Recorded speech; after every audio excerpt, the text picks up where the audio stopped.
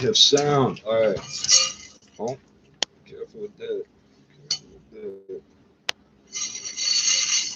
that. I like this. Oh.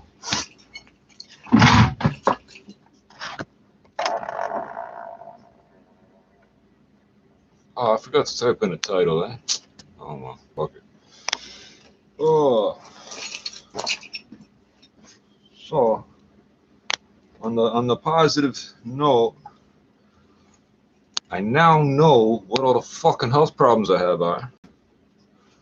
Fucking, I'm thinking, but I need to smoke something to get everything straight in my brain. And I'm gonna go over it all, and maybe it'll answer other people's questions. Maybe it won't. I don't really care. I just gotta get this shit off my chest, eh? Oh, come on, get out of there. Fuck. I can see it right in between all the cigarettes. Sticky or something. There it goes.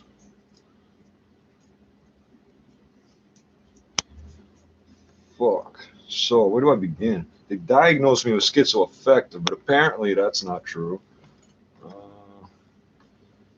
Trigeminal neuralgia, aka suicide disease. Fucking sickle cell, if you can believe that.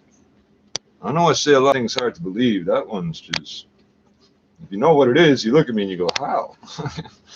I'll explain. Fuck. What else I got going on? Oh, I thought I had another seat. Fucking. So I got the MRI paperwork over here, son. I don't remember what it. So this is the sickle cell. This is the bale. Somewhere over here, I got the MRI paperwork. What?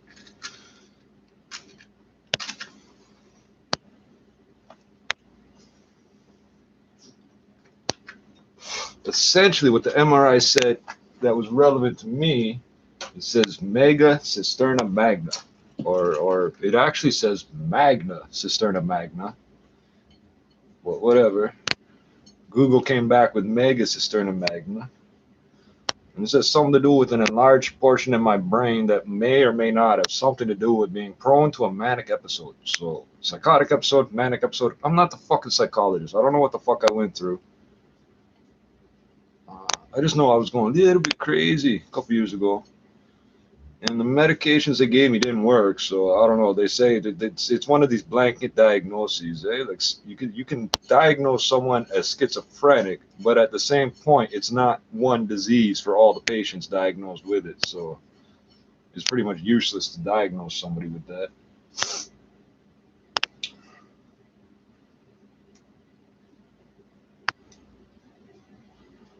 Fuck, I've had to study a lot of fucking history to get to the bottom of all this shit. So if I tell you about my father's side of the family, it sort of makes sense. I'm Micmac, I know, because I got the fucking flag right here. You think I'm playing, eh? You think I'm fucking playing, eh? It's in a half-pound bag, eh? Fucking.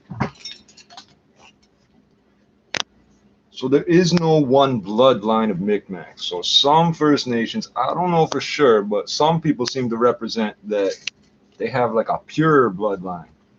We never did things that way ever. So when the government tries to tell us we have to do things that way, we just don't. Fucking, we've been mixing blood and blending families forever. So you see red hair? Not really on this camera, but I got blood red hairs up in here. Fucking, it'd be easy to say that's Scottish. That's fucking Norse, Viking, eh? Fucking.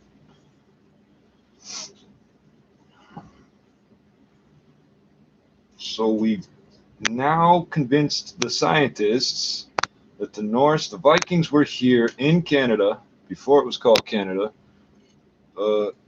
in 900 AD. That's 1100 years ago. And they know because they found a friggin' structure. A simple frickin' house type of structure. So just imagine if they lived in tents, there'd be no proof they were ever fucking here, right? What if they just moved into our houses? We'd never be able to prove they were here, right?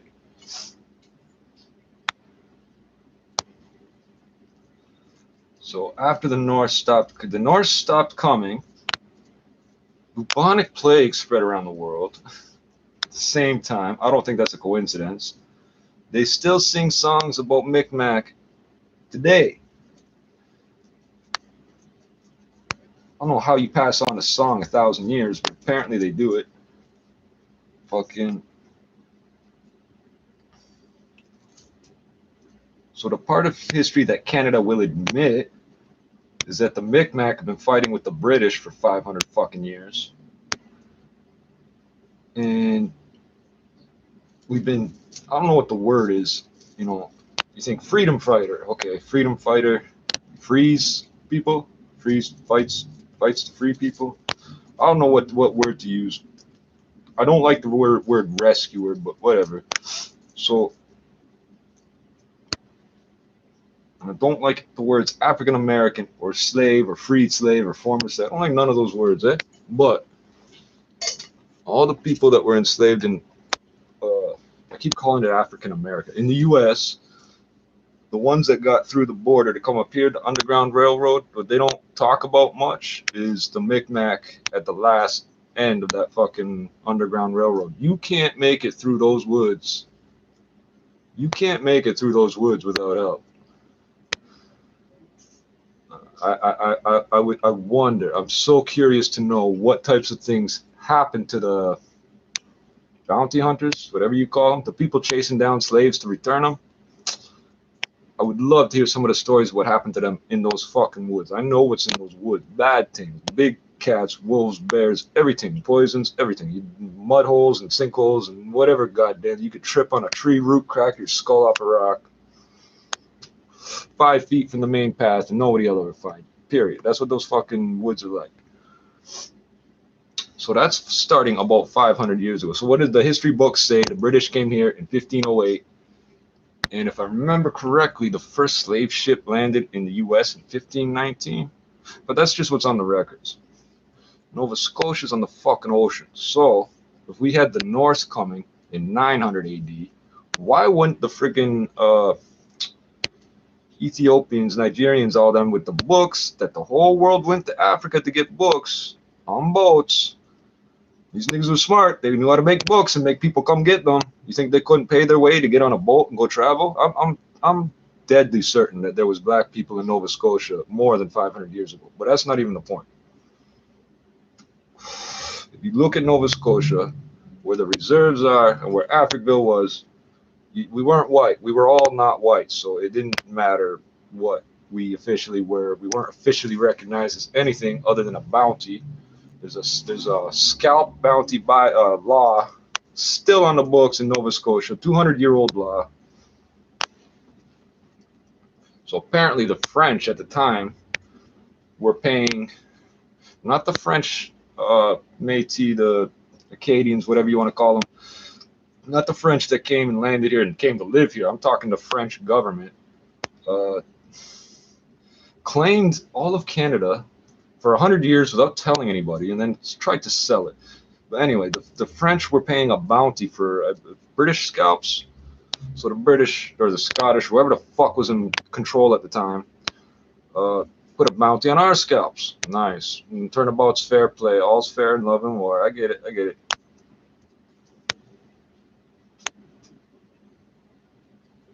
I twisted that too much.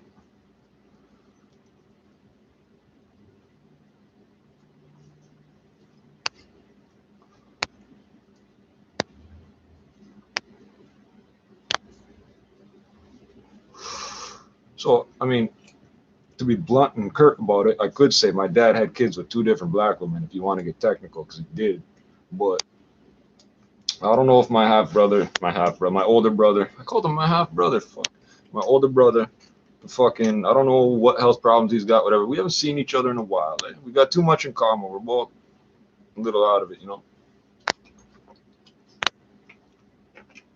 His mother's a Toronto police officer. Go figure.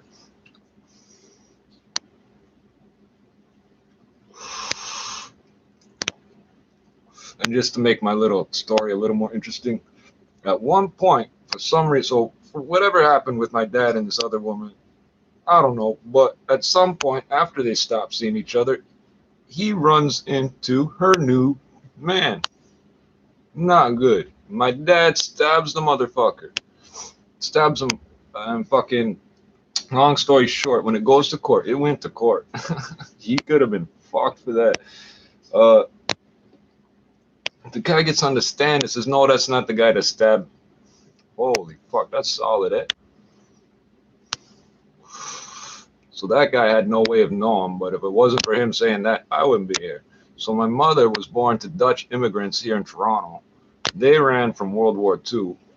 Uh, the Nazis' most hated assignment was the Netherlands. Everybody had a smile on their face. Everybody wanted to fucking kill them. They didn't like hanging out with the Dutch people. Uh, so it's easy to see how Micmacs mix with black people. How the fuck do Dutch people mix with black people? The Dutch East India Company, uh,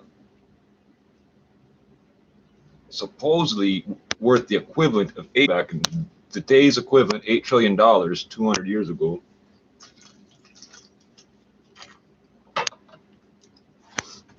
So this is where shit gets real complicated.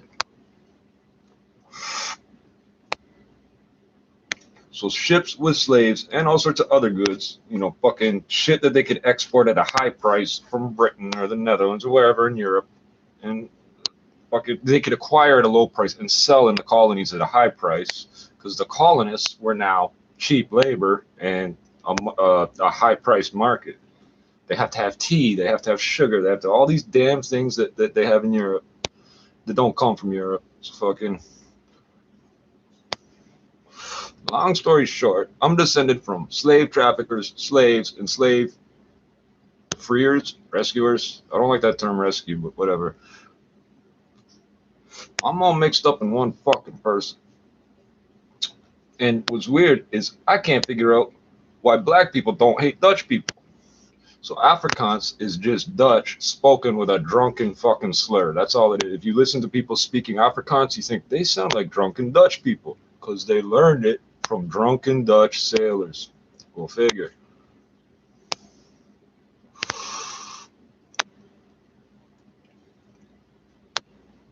My last name translates into from the graveyard or churchyard, but that's a graveyard. Ain't no playgrounds in churchyards, right? Fucking, which is really interesting because my mother had no way of knowing about the reincarnation stories out of Mi'kmaq. So Stephen King is from Maine. That's Mi'kmaq.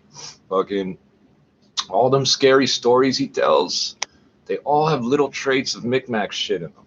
And some of them, these very overt with it. Pet Cemetery, and there's a sequel to that, Pet Cemetery 2. Most people, even the people who heard of the first one, ain't all heard of the second one. Bury things a certain way, they come back to life, right? That's our basic story. Same thing with the butterfly, the caterpillars turning into butterflies and all that shit. The butterfly effect, starting fucking hurricanes with the flap of the wing.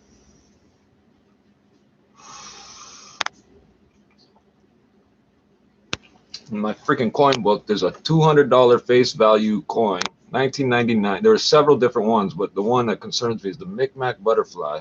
It has 0.55 troy ounces, so that'd be like 15 and a half grams of gold in it. So it should be worth what, about 800, like $1,000 Canadian. Easy, this coin to be worth $200 face value. NCLT, non-circulating legal tender. You can bring it back to a bank, but then the bank has to follow special rules to return it to the mint or the Bank of Canada or whatever. Anyway, so these ships are going all through Asia, Hindustan, India, whatever the fuck you want to call it.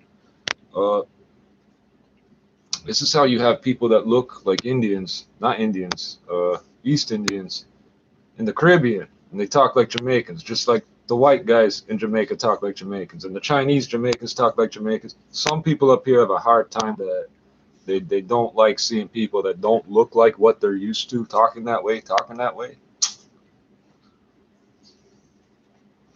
Fuck it. So anyway, there's an influx of people, be they slaves or sailors or whatever the fuck they are, coming into North America and the Caribbean, because what that is a place where people settled for a little while. Now they're all moving into Canada anyway. Uh, is it Sierra Leone? I'm pretty sure. There's Liberia and Sierra Leone, supposedly founded. What year was it? Uh, there were Jamaicans that came from the U.S. to Canada that went back to Africa and founded Sierra Leone. Is this what I understand? That is so far removed from me, I can barely comprehend it. But that's just an example of the people coming through North America. So how the fuck did I get sickle cell? If both parents have it's a recessive gene. If both parents have it, you have a 1 in 4 chance of getting it. I'm the only kid between these two people. Lucky number one, eh?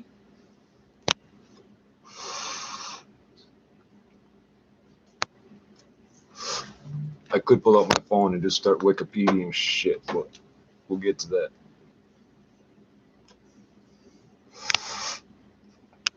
So the sickle cell, there's that paperwork. You're not gonna see them with this, but it's not the camera, but it's the upload speed. But I've got little things that look like scabs, pretty much all over. You can see the dark and light contrast. All the way down my foot is light and dark, light and dark. Fucking. So my skin is changing because it's harder to see. Right along here, you can see this is brown. This is almost pigmentless, except for these fucking dots that seem to be filling in a little bit. I don't know what the fuck's happening. I really don't. My face has always been really fucking pale. So when people just want to classify it and what's the word? Put me in the box of being a white guy because my face looks white, but they don't look at the pigment all over my body. My face has always been pale. I would conclude now that could be because I'm fucking anemic, eh? Because most of this, what looks like color, is just blood flow. I don't know if you'll see that. White spots all along here, here, here, here, here. I got them all over the fucking place. Oh, here, here. This whole fucking patch here. Okay, so yeah, I don't look very dark here. I don't. Okay, but when you compare it to skin with no pigment, I look dark as fuck, eh? So that's side effects of sickle cell with B19 parvovirus. This shit's new to me.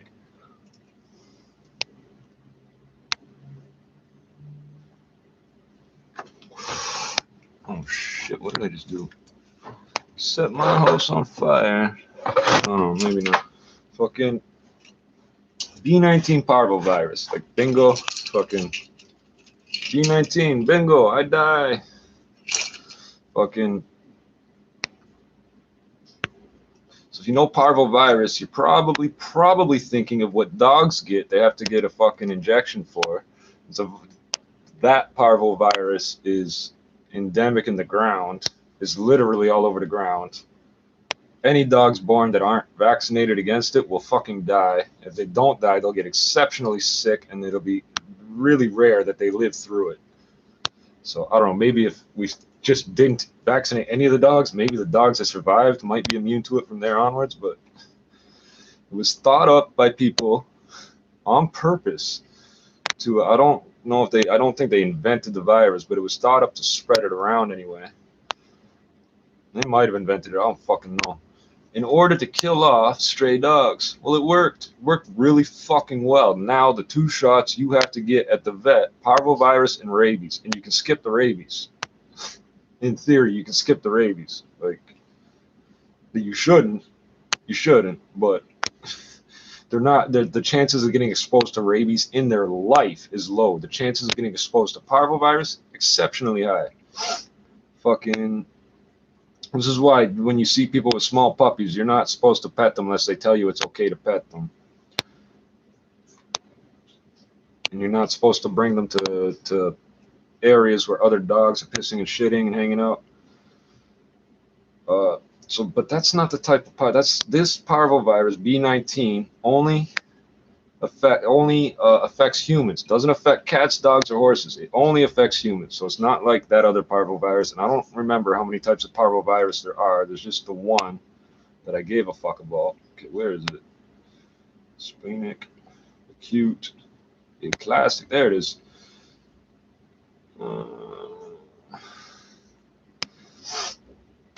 So I'll just read this part. Aplastic crises. So they don't call it an episode. They don't call it an attack. They call it a crisis. Aplastic crises are acute worsenings of the patient's baseline anemia, producing pale appearance, fast heart rate, and fatigue. Okay, this crisis, what it says here, this crisis is normally triggered by parvovirus B19, which directly affects production of red blood cells by invading the red cell precursors and multiplying in and destroying them. Okay, so my conclusion is that I got the B19 virus sometime last summer, around July, because that's when all this skin coloring shit started happening, and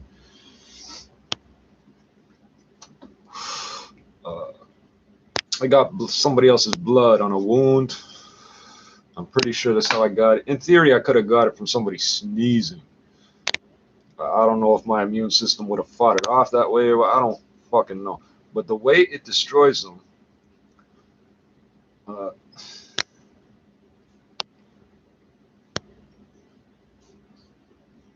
trying to read and talk at the same time. The way it destroys them is the fucking blood cells explode. So it feels like fucking bug bites or something when it happens in your skin. It does. I'm checking for bites all the fucking time from bugs. There's no fucking bugs. There's no bugs. So all these red fucking things, I got the red marks all over here too. It's not just the melanin, the hyperpigmentation or whatever the fuck that is. There's 6 different kinds of melanin. I don't know what this is because it's sort of a grayish brown, but it's not brown. It's sort of gray. Micmac people, some of them sort of look gray. So I don't know if there's gray melanin. We'll look that up in a second. I got red spots all over here. It's fucking dead blood just being pushed out and rejected through the skin because it explodes and sickles up and gets stuck and won't pump in the capillaries, which are the smallest blood vessels, which are the ones closest to the surface of the skin. This doesn't bother my big blood vessels or nothing. I never had, I think I'm going to phrase this. I never had such serious problems with this shit till this last year and a half. I would get a crisis, they call it, about once a year from about the age of 16 onwards, where I would fall down, or I would sort of sit down and not be able to get up, have no fucking strength. Done. You could fuck me up easy. So I don't talk much about that, which I guess doesn't matter because nobody knows what the fuck I'm talking about when I bring this up. Do you know what sickle cell is? What's that? Motherfucker, this is Canada. How come nobody knows what this is? Fucking. As a child, all the symptoms are. So all these different disorders sort of tie in together because the symptoms of some of them can be confused for the others. I had an MRI. They said I do not have multiple sclerosis. There's no plaque on my nerves or whatever. And this is important because one of the known causes of suicide disease, trigeminal neuralgia, is multiple sclerosis. I don't know how the two things happen, but they do. So suicide disease is the pain in the face. I've got it bilateral and it'll move side to side and shit. Fucking, so that's even more unique. I can't describe how many fucking shitty lotteries I won. I cannot describe how many shitty lotteries I won. The odds against this shit are incredible. So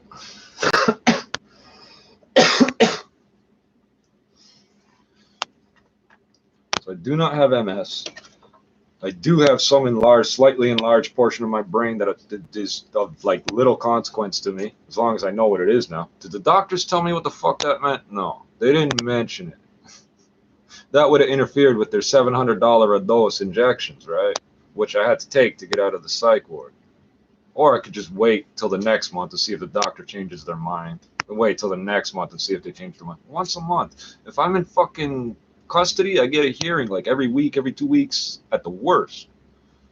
If you ask for 3 weeks, they ask you why. It's not supposed to take that. You get if nothing else, when you're in custody, your trial should go faster.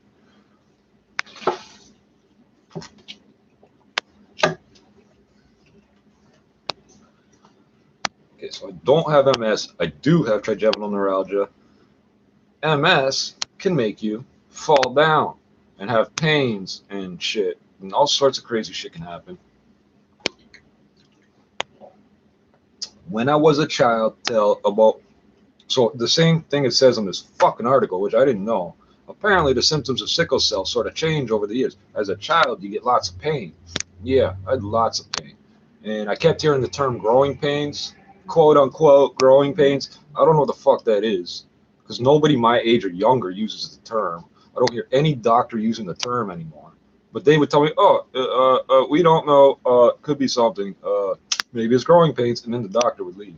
That was the end of the fucking story. They wouldn't even give me painkillers. There was just some sort of ethical thing about giving kids painkillers back in the day, I guess. I don't know. Fucking.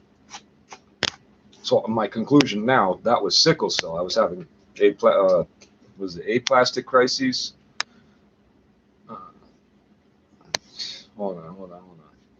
There's splenic sequestration crises. Well, I don't know because I haven't had my spleen checked though. But from the amount of dead blood cells coming out of me, I can only imagine what my spleen is going through. Vaso-occlusive crises. The vaso-occlusive crisis is caused by sickle-shaped red blood cells that obstruct capillaries and restrict blood flow to an organ, resulting in ischemia, don't know what that is, pain, necrosis, and often organ damage. The frequency, severity, and duration of these crises vary considerably. Painful crises are treated with hydration, analgesics, and blood transfusion. Pain management requires opioid drug administration at regular intervals until the crisis has settled.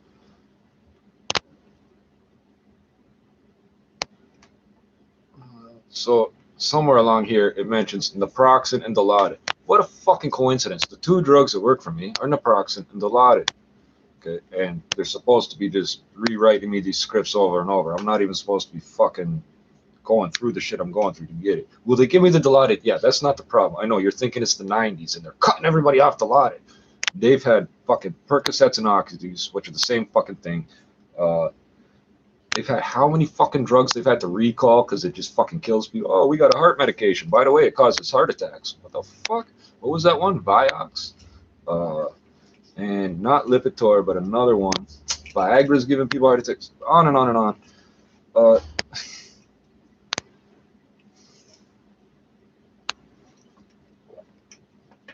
They'll give me the script, but I got to keep going to the freaking hospital, the same hospital where the doctors can't diagnose sickle cell or fucking a manic episode versus schizophrenia. They literally, I've said this before, they ask me if I smoke weed and then ask me how often. So if you smoke weed, you've got a cannabis-induced psychosis. And if you smoke weed daily, you have cannabis use disorder, which is a sort of a precursor, that's not the word they use, but sort of a precursor to schizoaffective disorder. So that's a functional diagnosis. So the presumptive diagnosis is schizophrenia. Because I smoked a joint 2 days in a row, I now have schizophrenia. They're literally trying to say that without outright saying it. They did outright say it. They're just trying to play games with it.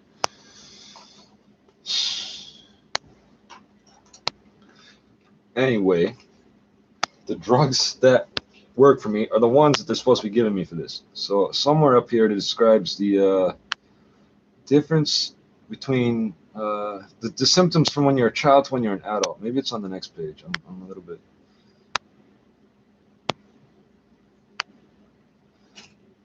It says 4.4 million people have it, so I'm one out of 4.4 million. That's not the right equation. Hold on.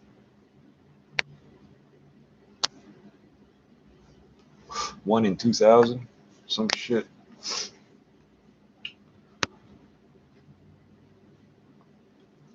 So the sickle crisis, the blood cells, if they're exposed to low oxygen or God knows what else can cause it, because I know I was put into one of these crises once with an injection, not what was in it, not an injection,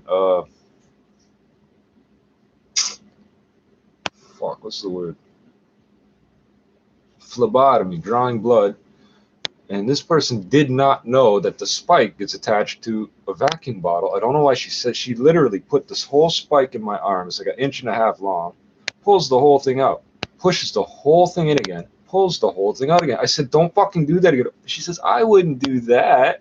Pushes the whole thing in again, pulls the whole thing out again, looks at it, looks at the vacuum bottle and says, oh, I didn't know they were vacuum bottles. Sunita, I remember, and I know where you work, but I'll put that in a different video. But if you know me, you know the clinic I used to go to that I don't go to anymore, right? Exactly. So these people damn near killed me. They're looking at my chest x-rays, refusing to acknowledge there's shit in my chest, which happened to be at the time, it was H1N1. But also indicative of fucking sickle cell, apparently, having cloudy shit in your lungs on an x-ray. There's a medical word, well, it means cloudy shit in your lungs on an x-ray.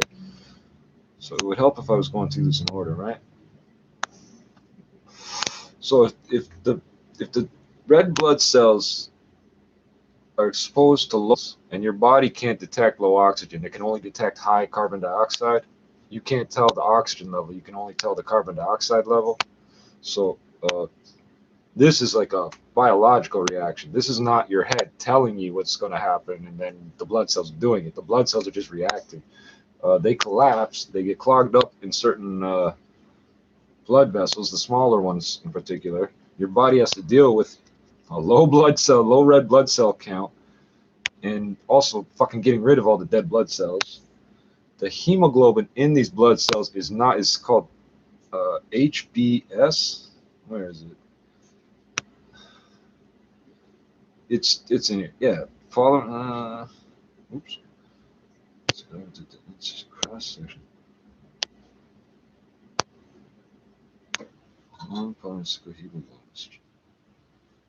Yeah, it's different hemoglobin, which carries less oxygen in the first place. Okay, that's the sickle cell by itself. You can imagine the problems that happen if your blood stops pumping. Your blood just stops pumping. You're not bleeding out. You just stops pumping. It'd be better if you bled out. The clogged up parts that come out, right? That's essentially what all these fucking scabs are.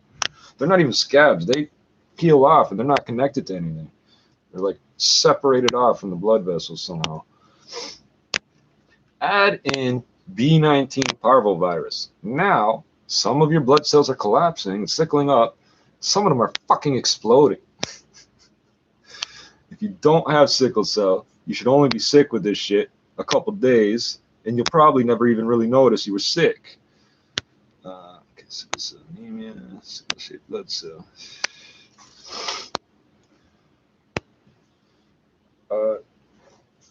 So when bugs bite me, what I'm feeling is not they're bed bugs, but they can't feed off me, which doesn't surprise me because I'm reading that mosquitoes can't feed off me in Africa. Okay, this is good. I can avoid malaria. 9 out of 10 times, there's no fucking bug on me. I'm feeling the blood cells exploding and shit is what it is. Fucking when they bite, I look instantly and they're already running away because there's blood exploding in their fucking mouth and they can't get it out. They can't spit out as far as I know. They can only eat. They can't spit out. I don't know what happens if they get a big belly full of this shit before they start exploding. I can only imagine. They can't, most of them don't like my blood. They don't like it. The only time they don't run away instantly is if they're fucking dead empty and, you know, around 6 months old, 3 months to 6 months old, like an adult size. Anything else fucking runs away, and I assume they die.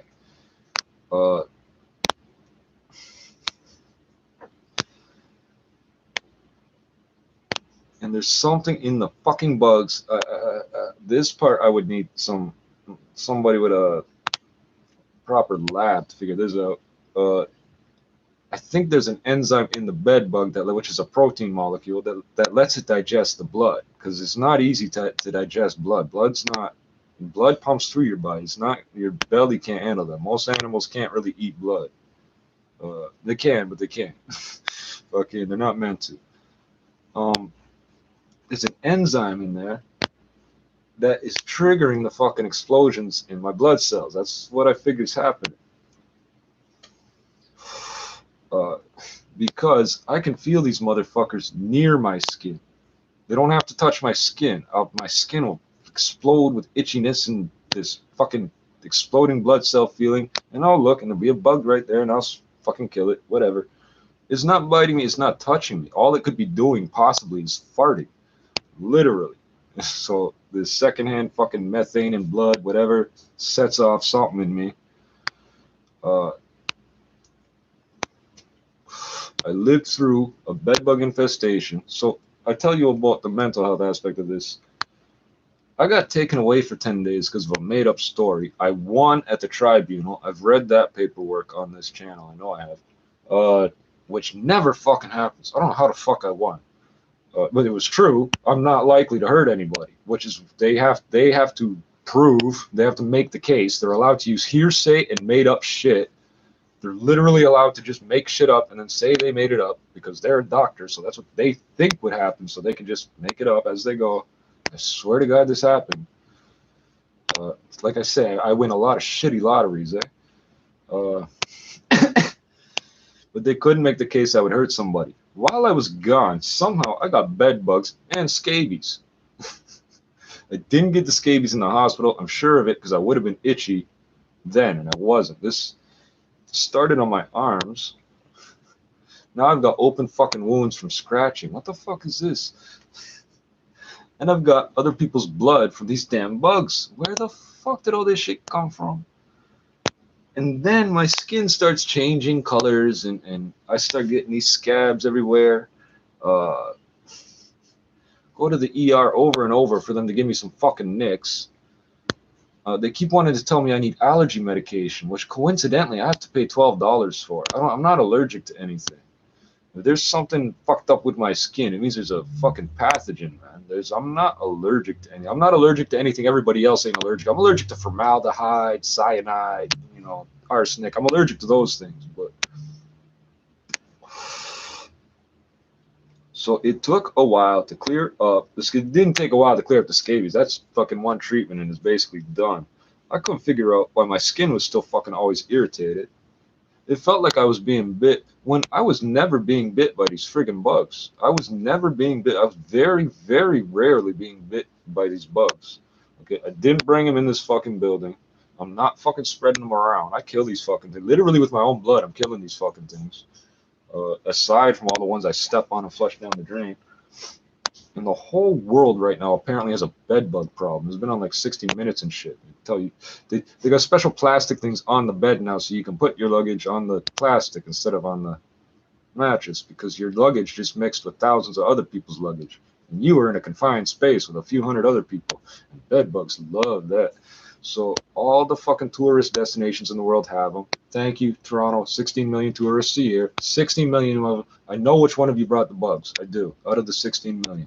But so ironically, unless somebody sneezed in my face, which they did, I didn't touch anybody. I didn't go to any of these fucking places I like to hang out, ride the bus, nothing, no way to get scabies or bed bugs. The bed bugs showed up in the middle of my house. The fuck? Not near the door or something. In the fucking middle of the house. What the fuck are these? Oh, I know what those are. Then I get taken away. Then I come back and they're still here. What the fuck are they doing in my house? If I'm not here for them to eat off me and there's nobody in here, what the fuck are they doing in my house? They're nesting in fucking empty apartments in this fucking building, eh? And then traveling around at night. Fucking insane. But they can't feed off me, so they don't really come in here much.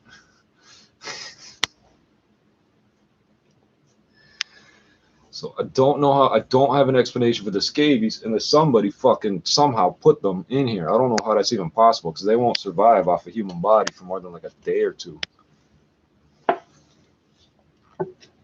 The scabies stay in the dead layer of skin, the top layer of skin, so your white blood cells never become a part of the issue. They can't do nothing about it, and they're under the skin, so you can't scratch them out because they're under the fucking skin. The permethrin kills them. I hope that shit always works. Something tells me one day it won't, but it kills them.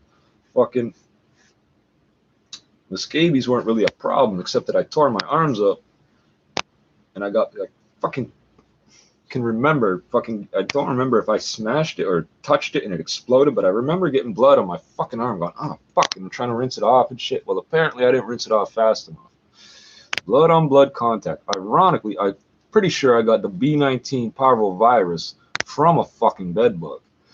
But they could have got that from someone who had the virus and did not have sickle cell.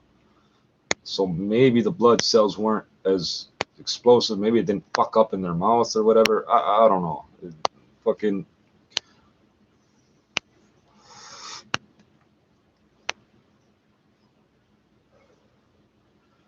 So now it takes me a fucking year to figure out what the fuck is going on with my fucking skin.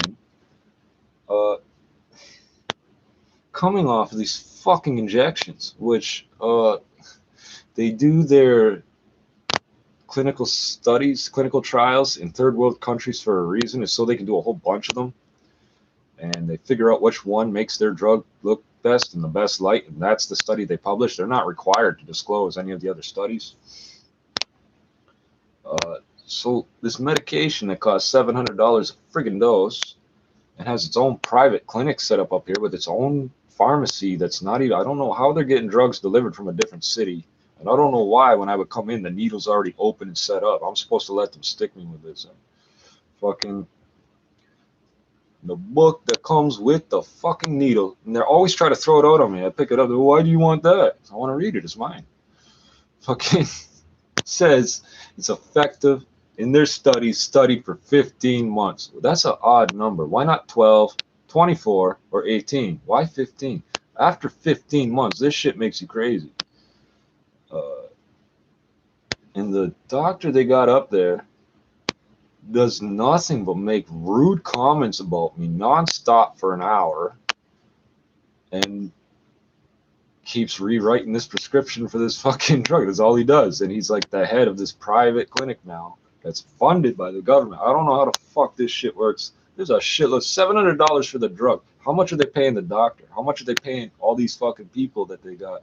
They're not nurses or PSW. I don't know what the fuck they are. I think they went to George Brown for 2 years and got a social work certificate or something. But coming off of that, I'm going crazy. For a few months, I had the scabies. That will drive you crazy. If you don't realize you have them and you don't know what the fuck's making you itch, I don't know why the doctors didn't know immediately what was wrong with me. I think that's bullshit too. Just like they don't know that I have sickle cell. If they look at my CBC or my RBC, red blood cell count, and fucking complete blood count, or whatever, they would see there's something wrong with my red blood cell count.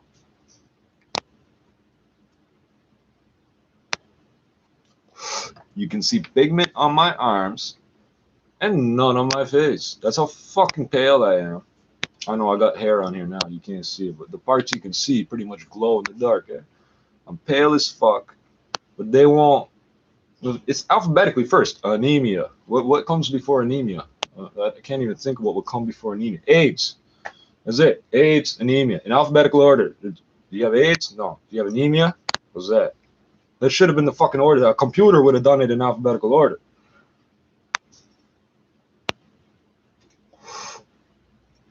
I think even an African or Asian Chinese doctor would have done it in alphabetical with nothing else to go on. They would have gone in alphabetical order. No, it's the second fucking option. So I think that's all it's set up. Because they can't diagnose the mental illness. They can't diagnose the bugs. They can't diagnose fucking anything. They set, so somehow being on the psych ward, they hooked me up with this clinic that is located in the hospital where I'm supposed to go. This is now my family doctor. They use this term family doctor. They don't say MD or GP anymore. They say family doctor. I ain't got a fucking family. They cut doctors all to shit when I was a teenager. So I've never had a family fucking doctor. I don't even know what that is. The doctor that fucking delivered me at a hospital they closed down for 20 fucking years and then reopened without telling anybody. Like fucking, I'm supposed to go to this clinic. And these people will not directly answer or respond when you say, so you're a student. They say, I'm a resident. Resident. They don't say doctor. They say all our doctors are residents. They won't say they're resident doctors. They're resident students. They can't prescribe anything no matter how many times they say they're going to. I literally try walking out and they insisting they'll write it. They'll write it. If I just sit down and listen for a minute. And then they don't write it. And then they're playing games with which doctor is which. They're going through notes. It's like, I thought you just said you were this doctor, but you're reading notes by the other doctor, but you both have the same name. They're playing games with who's who. I finally meet who is supposedly my doctor on what is the very last visit because I gotta. She says we're going to close out your file now, as if I'm getting kicked out of the thing. I'm like, I'm not coming back here. The woman that actually typing on the computer is like, we'll just do this and fucking. I forget the word she used. Well, she didn't schedule another appointment, but she didn't do anything to close my file. You can't just close somebody's medical file. It don't work that way. They bill OHIP every fucking month, whether you make an appointment or not. They get paid for fucking visits they say you should have made. So because I got all these symptoms and they can't come up with a cause, they could easily be billing every fucking month that I'm supposed to be coming in and not. This is Ontario. This is fucking biggest debt of it's the largest debt that is not a national debt in the world. 300 something billion dollars. It's never going to be paid off. We simply don't have the population to pay it off. We could sell, excuse me, we could sell all the fucking diamonds in the fucking circle of fire. It's not going to be 300 billion dollars. Okay, and there's no fucking oil here, right? It's Ontario, not much. We got more windmills than oil pumps out here. Fucking, I'm getting no help from those people. I'm detoxing from their fucking injections. Haloperidol palmitate. I'll let you look that up. Fucking, and it hurts every time they inject it, no matter what. And here's the problem: they're giving you a month's dose at a time. So if it's too high or too low, there's nothing you can do about it. They like to tell me I shouldn't smoke my weed. I should eat it. I should take a dronabinol pill or something. They won't use that word because they think I don't know. Dronabinol is just THC. So fucking, if I can get a doctor to prescribe dronabinol, it's in my Davis's Drug Guide for Nurses right here. I've shown you this before. Uh, they would have to give it to me, but they want to tell me I should be eating it, whatever. You can't control the dose, but they criticize me for smoking. So my life expectancy with sickle cell is supposedly either 38, 42, or 53, and I won't get sick with anything from cigarettes till between 56 and 96. Between 56 and 90s. I might begin to be at risk at the age of 56, but I'm going to live to 53. I'm going to smoke, thank you. But I'm not going to smoke your cigarettes with the gasoline on them. The special blend, the unique trademark blend. No, no, no. I want Canadian blend, 100% additive free, legally protected term, that is. Canadian blend. New York. How the fuck are they made in New York with their Canadian blend? It's a legally protected term.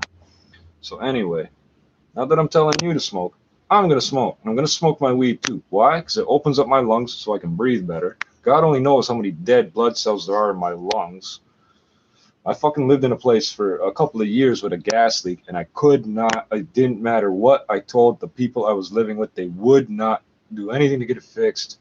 And they argued with me about the landlord put some soap on the pipe, so therefore there's no leak.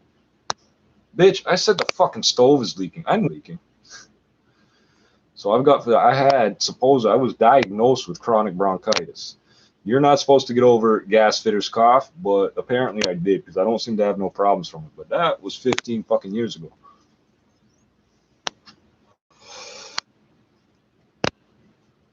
So no matter what they try and tell you, uh, cannabis increases your blood flow and your oxygen. It can't decrease it. It's like a fucking stimulant. It opens up your lungs and your airways, so more oxygen goes in. So your heart's going to start beating faster because it has to move those more blood cells have more oxygen. Let's keep it moving. It has to. Your brain gets more oxygen in it and it starts operating faster. Your brain runs on oxygen and sugar. So what am I drinking all fucking day long? Coffee, sugar. Oh, fucking Canadian, fucking Toronto, fucking apple juice. Montreal, Toronto, Halifax, and Calgary. We're number 2 on that list, and it's not in alphabetical order. We should be last. Montreal, Toronto, Halifax, Calgary. They got to put Montreal first. They just because the French won't fucking put up with anything else.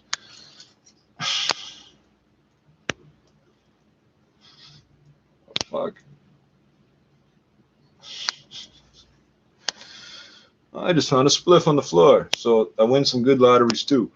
We're gonna light. I hope that this better. I'm fucking see. I'm so used to seeing things on road that are not marijuana, and I hate you people that roll up cigarette butts and put the little cardboard piece in. Why are you putting a cardboard piece in that? It's not gonna gum up and resin up. This has to be real. It's got to be. What the fuck is it?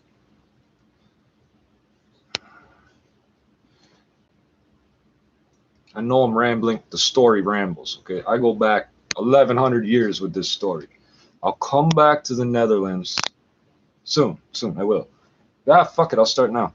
They have Black Pete's in the Netherlands. Sinterklaas's helpers.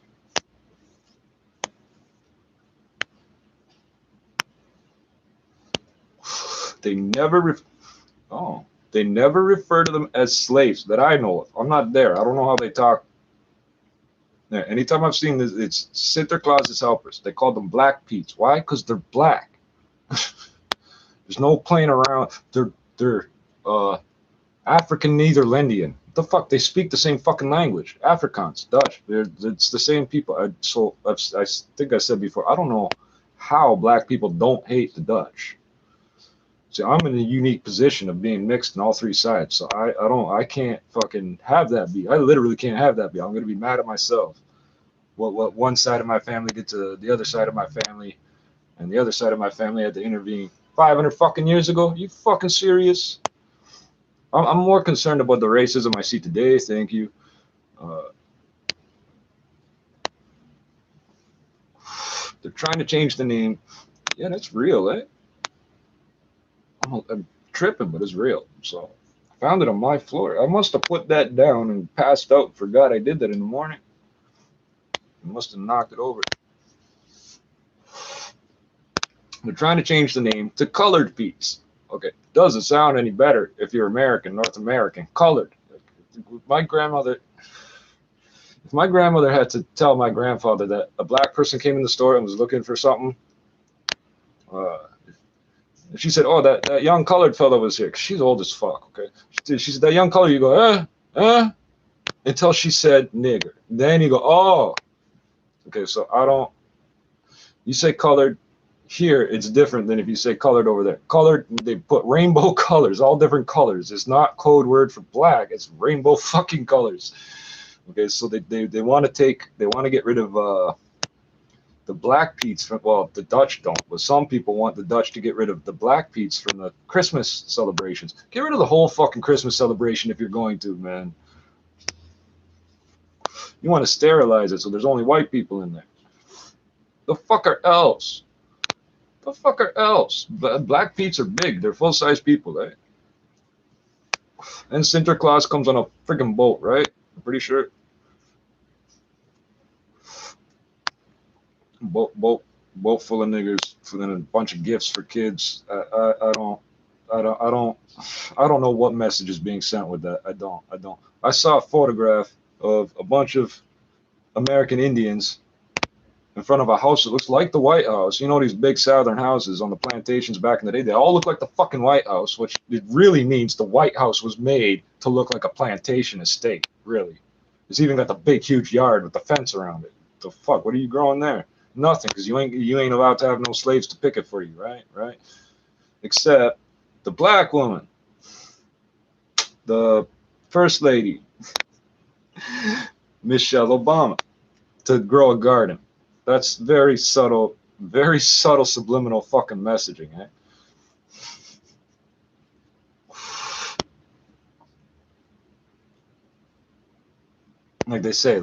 They call it the White House. It's called right in the name, White House. So, oh, this was good timing, but now I'm a little too stoned to remember exactly where I left off in my story. So, uh, the Netherlands. Okay, so 400 years of slave trading, 200 years of the Dutch East India Company, the United East India Company, whatever the fuck they called it. They didn't call it that because they didn't speak English. They spoke Dutch. They didn't use pounds. They used guilders. So they didn't sell opium. They sold black people and coffee and sugar and tea, right? Spices and shit. So this is just my opinion, my thoughts on it. Uh, the people they trafficked in were valued as a commodity. It didn't do them any good to mistreat them. Although being held captive and bought and sold, I could consider that mistreatment in and of itself. The horrible stories you hear out of the American South, you don't hear associated with Dutch people in the same way. I don't know about everything about the Dutch colonies in Africa. I'm still looking into that. Okay, this is a worldwide thing to look into. I have to look into the history of individual fucking countries and how they relate to each other and shit. And there's a lot to go through. Okay, so I'm not denying nothing. I'm just it's like buying and selling animals. You mistreat your animals and abuse them and shit, and fucking they're like you're not gonna make money doing it, so it defeat the purpose of doing it, right? The Americans don't appreciate nothing ever, so they fucking mistreat everything, even the fucking fields and the hand, everything, the trees, everything. They abuse everything. They make the eagle their symbol, and then they kill off the fucking eagle. Come on.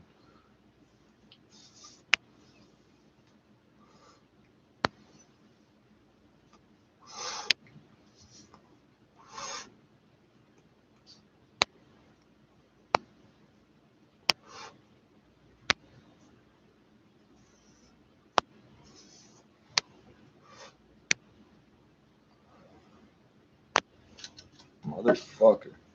That was pretty good. That was only half a joint. One of these bottles is cold. Fuck, I've been talking almost an hour. I still didn't finish it.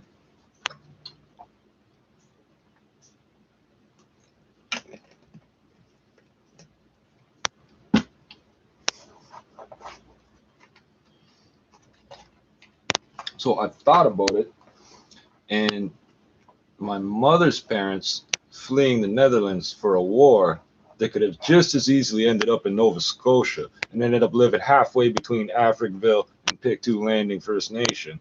And my mother and father could have easily met out there if he had stayed out there. So my father's mother came to Toronto with him when he was about 10 because there was no fucking money in Nova Scotia. It didn't matter what color you were, and fucking Nova Scotia broke at the time. Apparently things are kind of booming now, but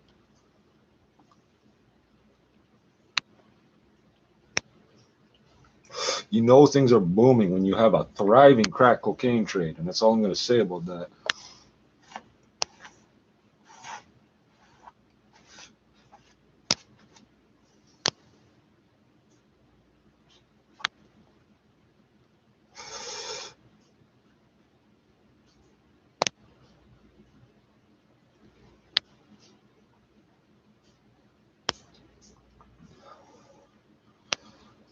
I'm fucking 6 fucking topics away from this page I was looking at. Yeah, one of the earliest clinical.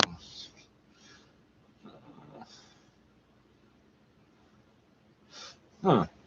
So I don't know none of my early medical history, but I can remember going to doctors since like at least 5. I don't know, maybe 4, 5. I don't know,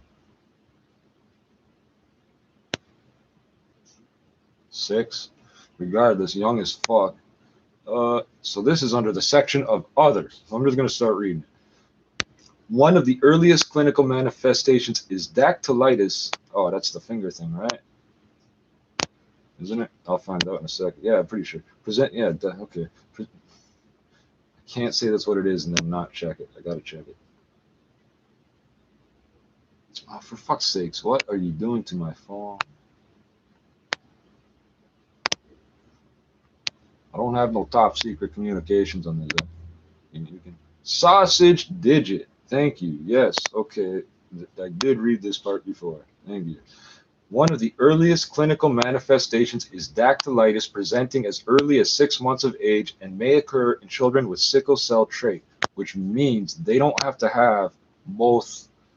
It's a recessive gene. If you have the so-called healthy, normal, what most people have version of this gene, and you have the other, how do I phrase this? If you have one normal one and one with the sickle cell feature, let's call it, uh, you're not supposed to get the symptoms the same way. But then it says sometimes they might. I swear to God throughout these articles. Okay, so I looked up sickle cell 20 fucking years ago online because they didn't tell us fuck all about it in school. Okay.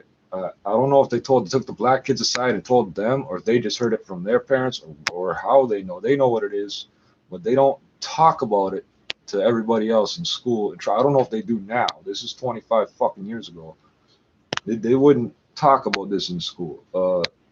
I don't know where the fuck I heard it mentioned first to fucking go look it up one day on the computer, the first chance I got.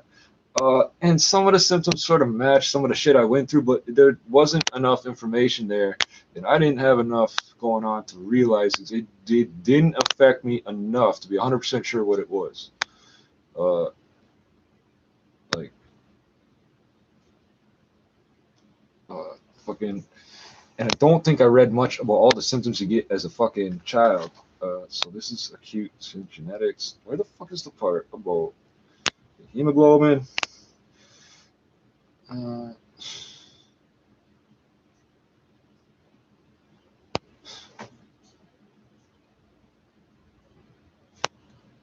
all right, this is talking about how there's 1, 2, 3, 4. There's 5 main geographic regions. They're all in fucking Africa, Africa, Middle East, Asia. Sorry, whatever. But it says, I swear to God, as soon as I get to the end of this section, it'll say, but there's also other people that don't fit these profiles, right? All right, this is all the details of the DNA strand and the hemoglobin.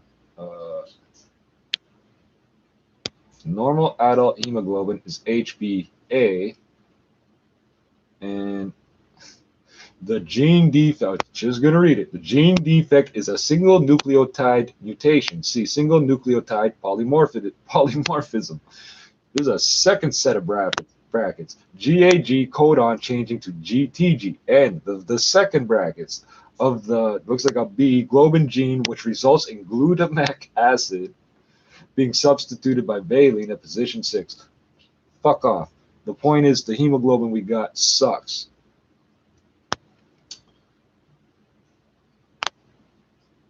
All right, so hemoglobin S with this mutation is referred to as HbS as opposed to the normal adult HbA. This is normally a benign mutation causing no apparent effects on the secondary, tertiary, or quaternary structures of hemoglobin in conditions of normal oxygen concentration. However, under low oxygen concentration, HbS polymerizes and forms fibrous precipitates because the deoxy form of hemoglobin exposes a hydrophobic patch on the protein between the E and F helices. The last part don't matter. The important part is it polymerizes.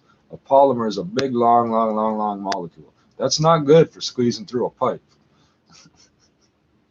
Try flushing a rope down the toilet and you'll understand what I'm talking about. Carriers. Okay, so in people heterozygous for HbS, carriers of sickling hemoglobin, so people who only have one gene to make bad hemoglobin, the polymerization problems are minor because the normal allele is able to produce half of the hemoglobin. In people homozygous for HbS, so you have both genes, both parents have the gene, the presence of long-chain polymers of HbS distort the shape of the red blood cell from a smooth donut-like shape to ragged and full of spikes, making it fragile and susceptible to breaking within capillaries. Okay, and it's highlighted. Capillaries, what are those? They're the smallest blood vessels you have. They're if you like pinch your skin too hard and let go and you see all that red, you busted a bunch of capillaries, but they'll just heal up again. It's like a sponge on your skin's almost like a sponge at that point, at that level. And unless your blood cells gel up inside the fucking plumbing. Carriers have symptoms only if they are deprived of oxygen. For example, while climbing a mountain. Yes, it's a good example. Or while severely dehydrated. So carriers only have one gene. I can't have just one gene. That don't make sense. Not with all these symptoms. Carriers have symptoms only if they are deprived of oxygen. Okay, but so do the fucking other people, right? Well, anybody could have wrote that. So I want to skip back to Nova Scotia for some reason.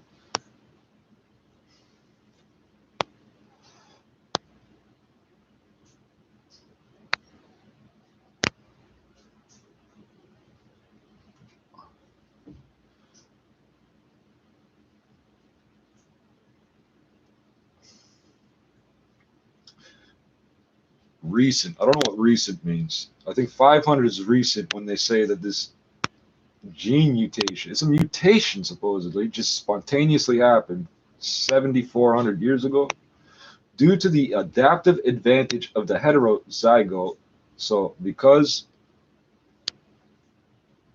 people who have one gene are genetically more predisposed to survive in this sense, the disease is still prevalent, especially among people with recent ancestry in malaria-stricken areas such as Africa, the Mediterranean, India, and the Middle East. Well, that's a good chunk of the world, eh? Malaria was historically endemic to southern Europe, but it was declared eradicated in the mid 20th century with the exception of rare sporadic cases. Mid 20th, really? You had malaria after World War II, man? I wasn't trying to study malaria. The point is, the malaria parasite has a complex life cycle and spends part of it in red blood cells. In a carrier, the presence of the malaria parasite causes the red blood cells with defective hemoglobin to rupture prematurely, making the plasmodium parasite unable to reproduce. And I think it would make you less appetizing to the frickin' mosquitoes too, right? Because I don't have malaria parasites up here. I have bed bugs. You have bed bugs too, so this is more useful information than malaria. Further, the polymerization of HB, was that hemoglobin, affects the ability of the parasite to digest HB in the first place. Therefore, in areas where malaria is a problem, people's chances of survival actually increase if they carry sickle cell trait. Selection for the heterozygote, the people that have one gene. I don't. This is why I don't think too much about this. Either I got both fucking genes or I got one. I got the fucking symptoms. I don't.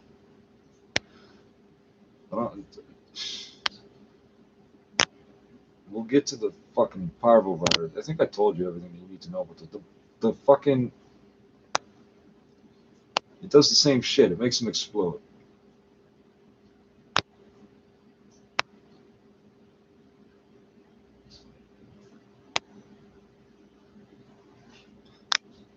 Shitty lotteries. In the United States, with no endemic malaria, the prevalence of sickle cell anemia among people of African ancestry is lower, about 0.25%, than among people in West Africa, about 4.0%, and is falling. Without endemic malaria, the sickle cell mutation is purely disadvantageous and tends to decline in the affected population by natural selection and now artificially through prenatal genetic screening. Thank you.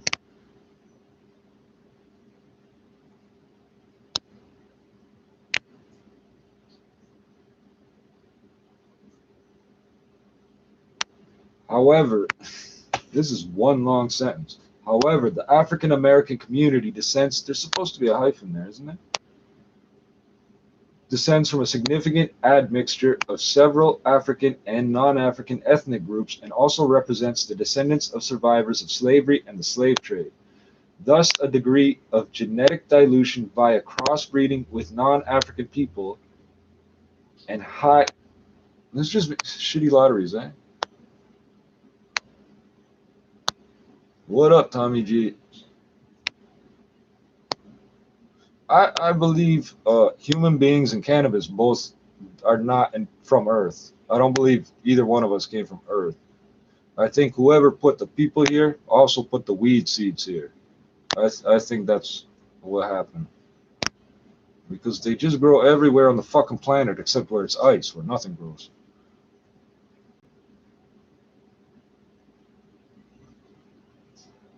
I'm gonna read that again.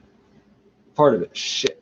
Thus, a degree of genetic dilution by crossbreeding with non-African people and high health selective pressure through slavery, especially the slave trade and the frequent deadly Middle Passage, may be the most plausible explanations for the lower prevalence of sickle cell anemia and possibly other genetic diseases among African Americans compared to West Africans. There's a whole lot of reasons why it would be different. Another factor that limits the spread, West Africa is a bunch of fucking countries, eh? Like African American, that's one country. The West Africa's a bunch of fucking countries of different groups in those countries. Like another factor that limits the spread of sickle cell genes in North America is the relative absence of polygamy. In polygamous societies, affected males may father many children with multiple partners. Yeah, if they live long enough.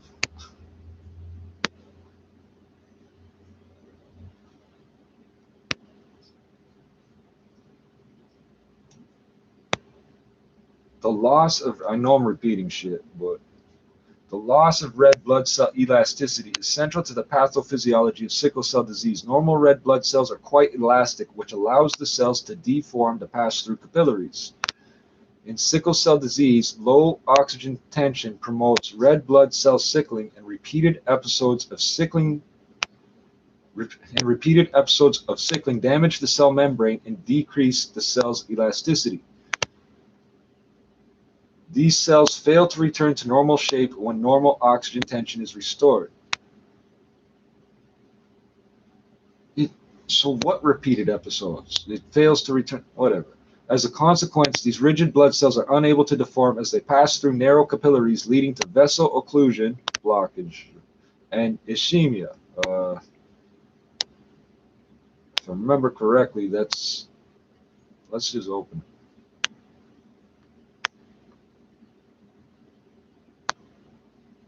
Oh, well, I don't have a restriction in blood supply to tissues. Yeah, that's what I was kind of figured.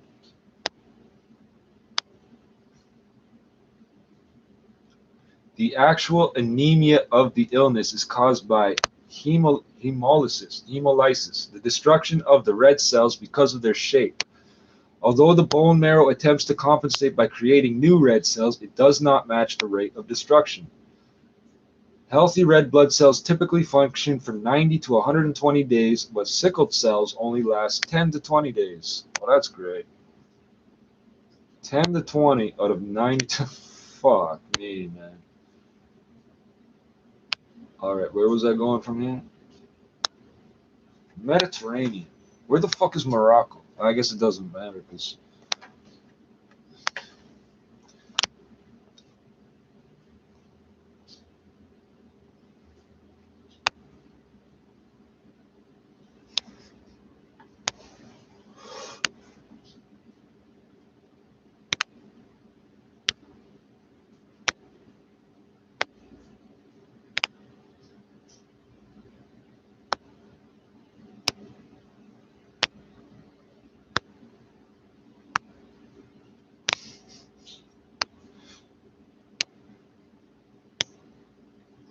management, further information, pain management in children. Really, we could have used this a long time ago. Treatment involves a number of measures. While it has been historically recommended that people with sickle cell disease avoid exercise, regular exercise may benefit people. I don't exercise because I'm an ectomorph. I'll burn off all my muscle. I got no fat. I'll burn off all the muscle. I'll be a skeleton. And the more I exercise, I just lose weight. I don't gain nothing.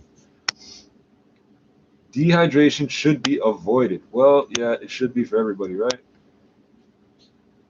A diet high in calcium is recommended. L-glutamine use was supported by the FDA starting at the age of 5 as it decreases complications. Well, let's find out what the fuck that is. Anything that starts with a letter and a dash, or a number and a dash, I'm distrustful of.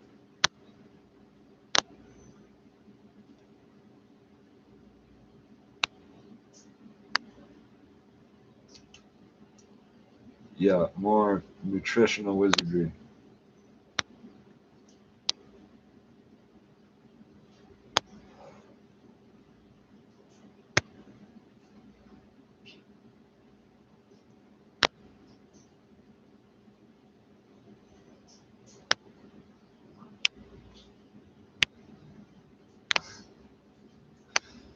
from birth to 5 years of penicillin daily. That's not half a sentence. Due to the immature immune system that makes them more prone to, oh, it's fucked up, more prone to early childhood illnesses is recommended.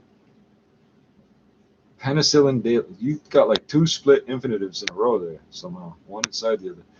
But do I have to tell you penicillin ain't gonna do shit for any antibiotic you take every day forever is not gonna do shit, and penicillin ain't gonna do shit for nothing these days anyway. Dietary, I don't know if that already. Dietary supplementation of folic acid had been previously recommended by the World Health Organization. A 2016 Cochrane review of its use, I don't know who that is, found, quote, the effect of supplementation on anemia and any symptoms of anemia remains unclear, end quote, due to a lack of medical evidence.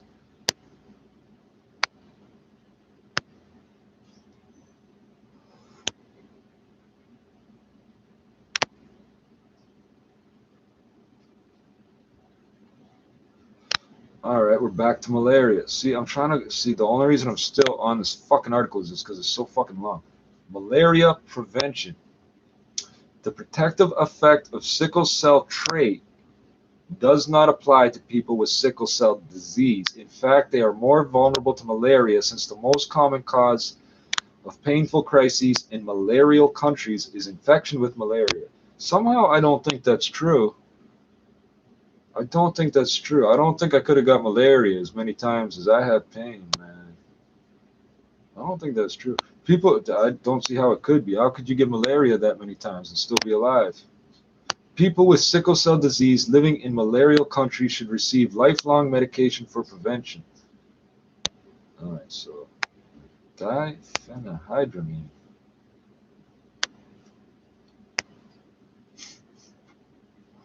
So I never heard of this before, but okay, so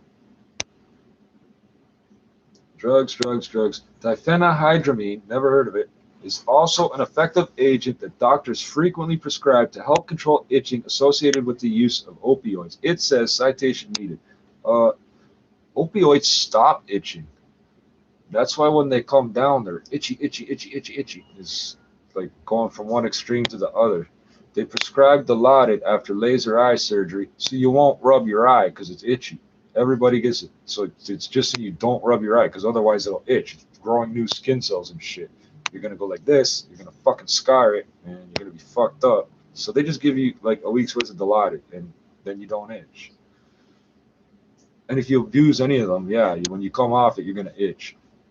I'm not using none of that shit. I can get it, but you itch anyway. So somewhere in this article, it says that one of the fucking symptoms is itching. I would have to say, I think I got to go all the way to the top, and I'm not doing it. But one of the fucking symptoms is itch. Leg ulcers. If I type in leg ulcers, I bet that's where it says it. That's what all these fucking scabs are. But they don't start their leg. They don't. They're not just on my lower leg. They come all the way up. They're on my fucking arms. I got arm ulcers, eh? The fuck? I got red spots all over my fucking forehead, so I covered it with red maple leaves. Eh?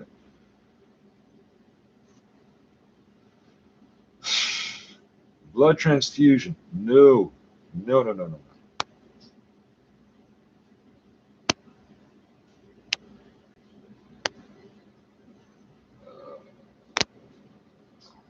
Bone marrow transplant.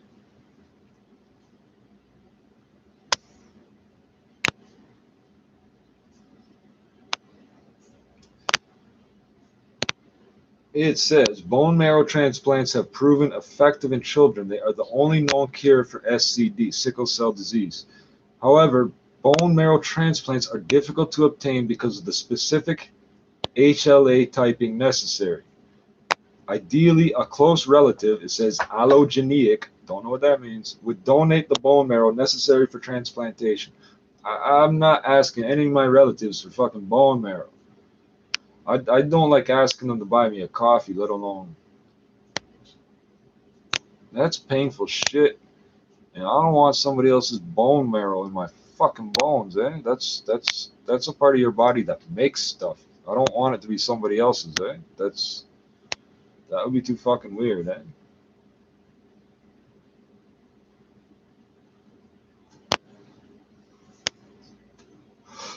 Avascular necrosis. What the fuck is that? When treating avascular necrosis of the bone in people with sickle cell disease, the aim of treatment, is this why my bones hurt?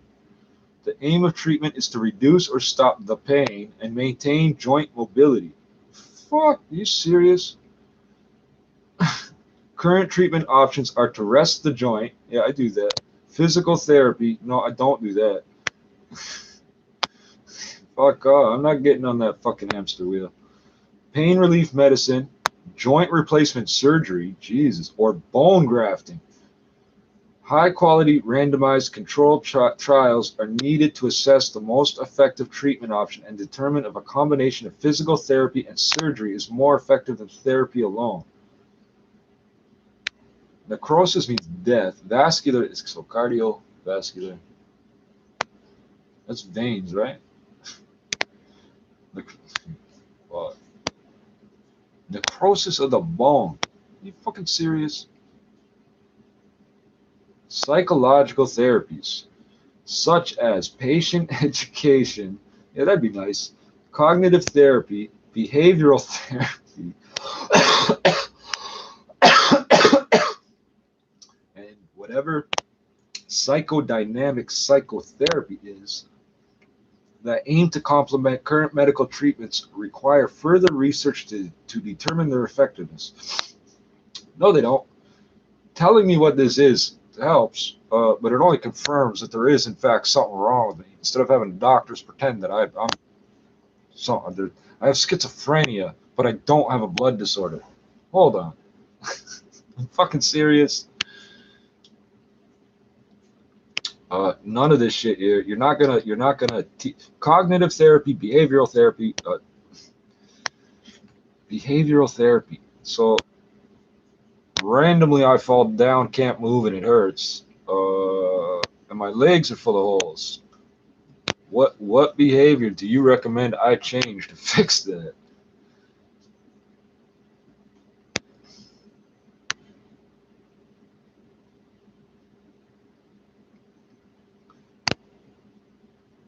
Prognosis: about 90% of people survive. Shitty lotteries.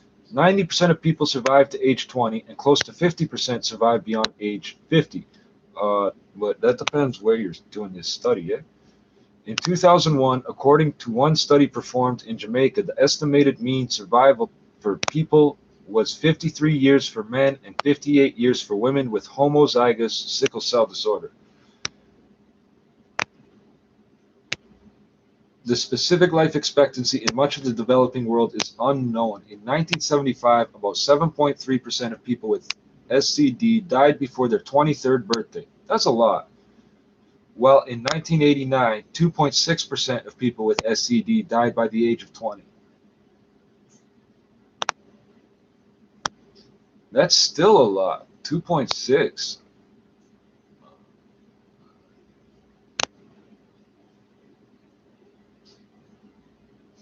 That's like one person out of your classroom, man.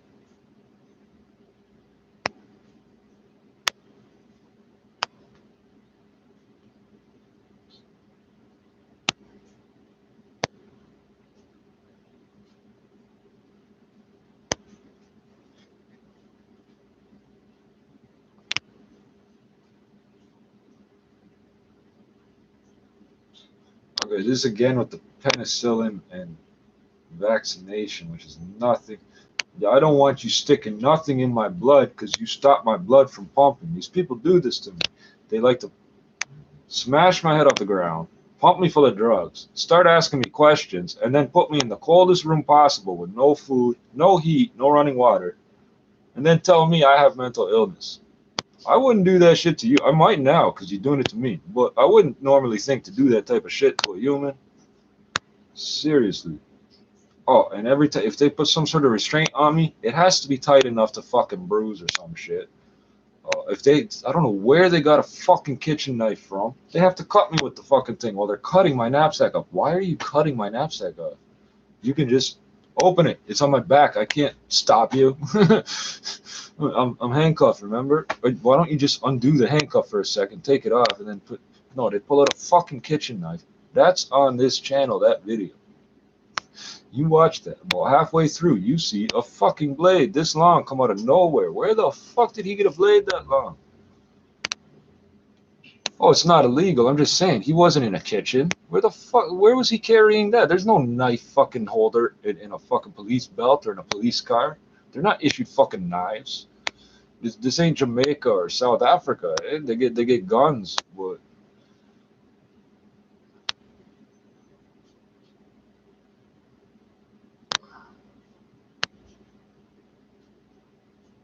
okay, strokes. I'm not even gonna read that because that's depressing. It might not even be true, right? Necrosis of the bone.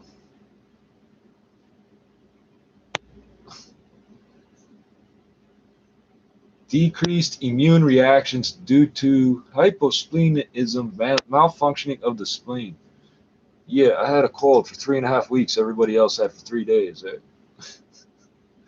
My, I could fight it, but I couldn't fight it enough. Priapism, no, thank God. Fuck. Well, I guess there's always a first time, right? Leg ulcers.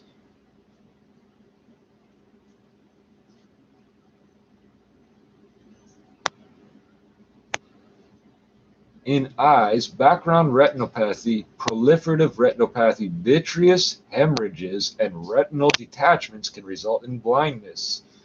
Regular annual eye checks are recommended. That just happens randomly?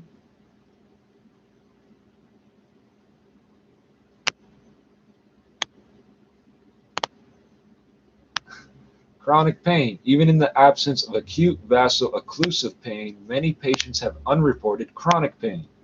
Yeah. Oddly enough, I have a neurological condition that accounts for that.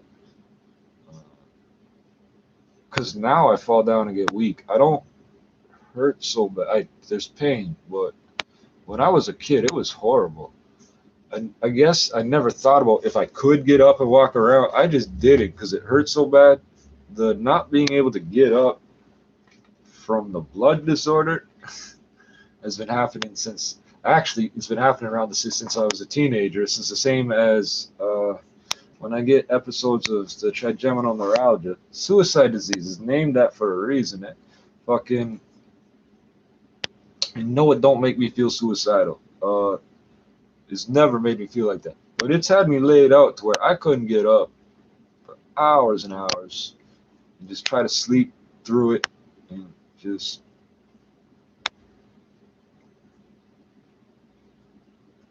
In my case, it could feel like I've had feelings like there's holes in my teeth. I've had feelings like someone's cracking my teeth with like a tool, pliers or something. I feel like my face is being smashed off concrete. But in real life, after something hits you, within seconds, the pain starts to lessen. Not much, but there's the impact, and then like someone punches you in the face, you shake it off a couple seconds later, right? Fucking this pain don't do that. This pain is like high impact, maximum pain, all the way through. It doesn't lessen, period. Unless I take fucking naproxen and or Dilaudid. I think that counts as a pharmaceutical speedball, right?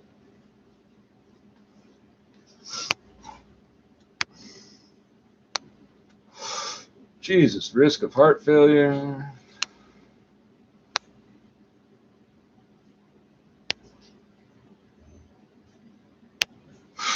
21% of children and 30% of adults have evidence of pulmonary hypertension when tested. This is associated with reduced walking distance and increased mortality.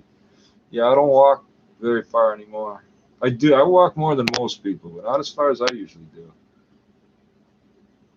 Chronic kidney failure due to sickle cell nephropathy manifests itself with hypertension, protein loss in the urine, loss of red blood cells in urine, and worsened anemia. If it progresses to end-stage renal failure, it carries a poor prognosis.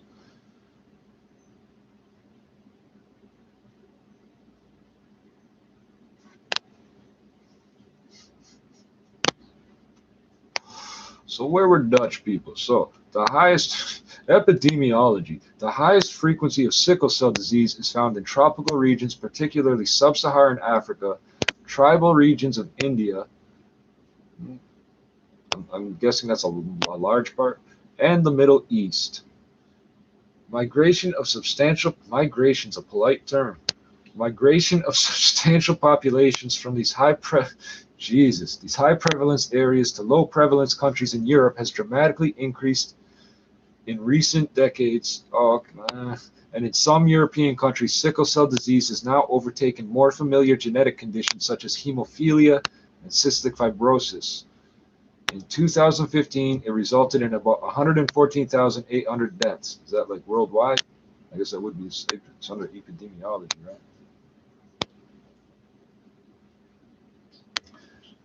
Sickle cell disease occurs more commonly among people whose ancestors lived in tropical, so you don't have to be from there, whose ancestors lived in tropical and subtropical sub-Saharan regions where malaria is or was common.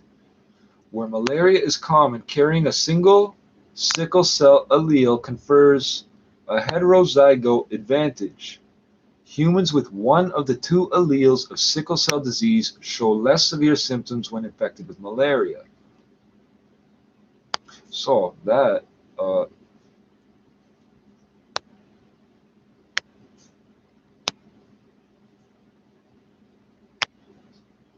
this condition is inherited in an autosomal recessive pattern, which means both copies of the gene in each cell have mutations. The parents each carry one copy of the mutated gene, but they typically do not show signs and symptoms of the condition, except they might, right? But so bring it back to Dutch people. How the fuck did Dutch people end up mixing with Africans? So I swear I didn't make this up. People, I have sources, but you can't find this shit now online.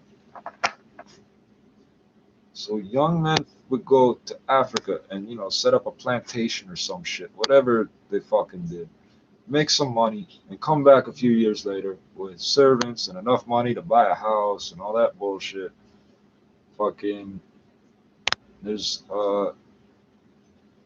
they speak Afrikaans. It's Dutch with a fucking drunken accent, basically. But it makes doing business with these people very easy. We all speak Dutch, right? And nobody speaks English or French. Beautiful, beautiful. That's perfect. Uh, and either there's a couple ways this story could go. Uh, Sometimes one, who knows, maybe more of these servants wouldn't just be a servant; it would be the guy's mistress. And if they had kids, it basically comes down to what the kid looks like when they come out. Uh, it's kind of like Dutch people will keep things on the down low because of what other people will think, but we're a lot more open-minded than you might realize. The kid, in any event, gets to grow up in the house with both parents. And if the kid looks white, you just say that the fucking mother died of malaria. You just bullshit. And if the kid looks black, he lives with the servants. Who the fuck cares? Who the fuck's gonna know what you're doing in your house and how you treat your kid or your servant or whatever the fuck word you use outside of the house? So this is how there's mixed blood people, not just recently, 500 years, probably more, in the Netherlands. And probably all over fucking, this is probably in Spain and Portugal too, and probably in Britain too, Germany. And don't think of them as much of a trading country, but not compared to the Netherlands and Britain and Portugal. But there's a lot of black people there that you wouldn't expect. Uh, what This sticks in my memory because I've seen video. They randomly asking people in Germany about black people what they think when they see them, and the response was always that they were foreigners, and they've been in Germany for so many generations. They're German, they're black, but they're black German. They're not African American by any means. They speak German. They do German things. They're German. Fucking. So on both sides of my family, going back 500 fucking years, I got both fucking sides of my family to have the mutated gene, and I'm the 1 in 4 that got both copies. That is fucking insane.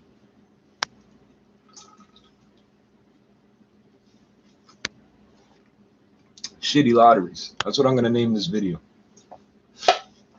I forgot to type in a name. I was gonna type in all these fucking medical conditions. That would have taken me 10 minutes and wouldn't all fit. So, where did we just say? Where people lived in tropical and subtropical, sub-Saharan regions. Somebody remind me where the Sahara is. I know it's in Africa. Just you've got multiple deserts there, right? And I know it's not in Mexico. That's about all I know.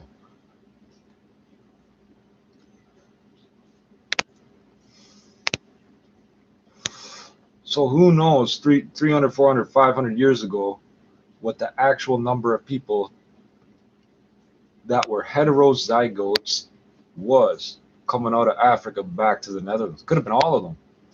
They didn't have malaria medicine. They didn't have fucking medicine to speak of. It wasn't about having money. They didn't have fucking treatments for these things. Three-quarters of sickle cell cases occur in Africa.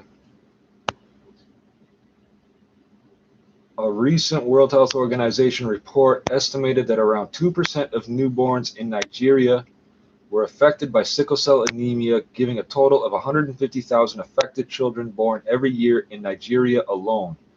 The carrier frequency ranges between 10 and 40% across equatorial Africa, decreasing to 1 to 2% on the North African coast and less than 1% in South Africa. Well, that's the carrier frequency. That's one copy. Studies in Africa show a significant decrease in infant mortality rate. Decrease. Studies in Africa show a significant. Anybody could have wrote this. Studies in Africa show a significant decrease in infant mortality rate ages 2 to 16 months because of the sickle cell trait. This happened in areas of predominant malarial cases. And if all the fucking Dutch people died off of malaria, or if a bunch of them did, do you think they wrote it all down properly and reported everything?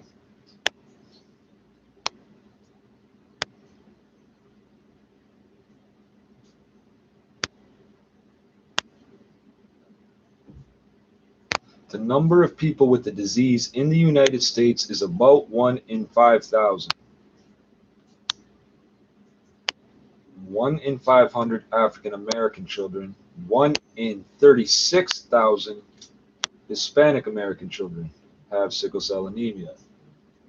It is estimated that sickle cell disease affects 90,000 Americans. That's not that many. Most infants with sickle cell disease born in the United States are identified by routine neonatal screening. Well, they don't apparently do that in Canada, at least not back then.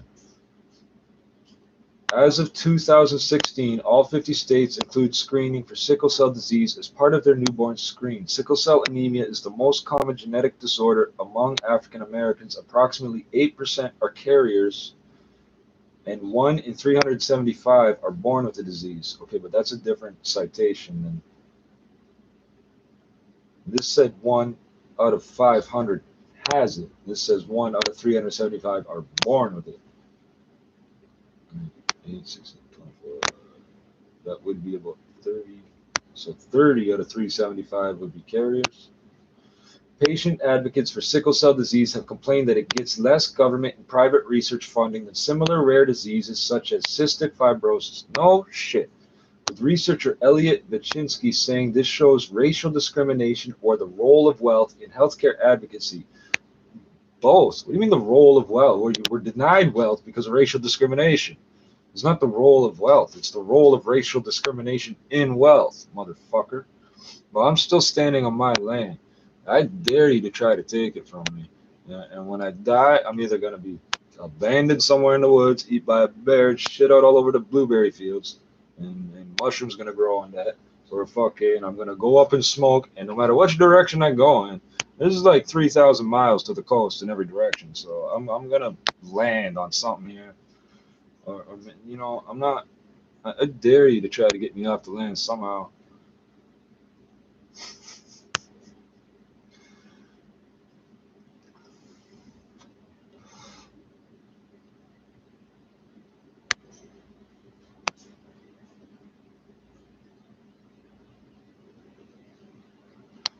France, because a whole bunch of these countries parle le français.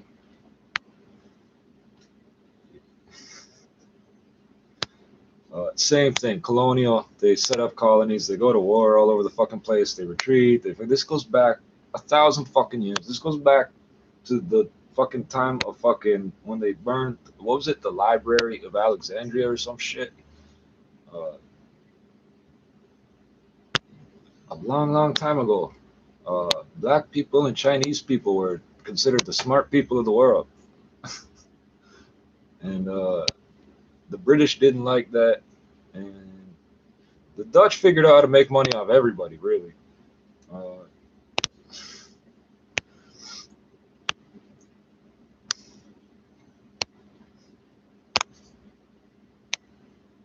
France, as a result of population growth in African Caribbean regions of overseas France, that would be colonies and shit, and immigration from North and Sub-Saharan Africa to mainland France, sickle cell disease has become a major health problem in France. SCD has become the most common genetic disease in the country, with an overall birth prevalence of 1 in 2,415 in metropolitan France, ahead of, I don't know what that is, hypothyroidism, 1 in 3,100. I don't know what that is. Cystic fibrosis, 1 in 5,000 and change for the same 14 for the same reference period. So it just said in the U.S. it was 1 in 5,000, and here it's twice as many in France. All right, so, and I swear to God, I knew this was true. You motherfuckers are speaking French in these countries, but you're speaking with fucking other words too. You got your own dialects. That's fine, but the French they teach us here don't encompass. I catch every other word. I sort of treat it like when I was listening to Jamaicans when I was a kid. Okay, those sounds he's making, some of them don't mean anything. And he talks for 2 minutes before he gets to the point. This is how I sort of learned, you know. And you people, so I can sort of figure out the subtitles might be telling the truth on some of these documentaries, and some of them I can't tell. It's all French. There's like 100 different places that speak different fucking varieties of French, right? I belong to the Ontario Public School French Immersion Program, French people. We can't even talk to people from Quebec. Qu'est-ce que tu dis? Je ne comprends pas. Since 2000, neonatal screening of SCD has been performed at national level for all newborns defined as being quote-unquote at risk for SCD based on ethnic origin. In brackets, it says defined as those born to parents originating from sub-Saharan Africa, North Africa, the Mediterranean area, South South Italy, Greece, and Turkey, the Arabic Peninsula, the French overseas islands, and the Indian subcontinent. They don't mention the Netherlands or Nova Scotia in there, right?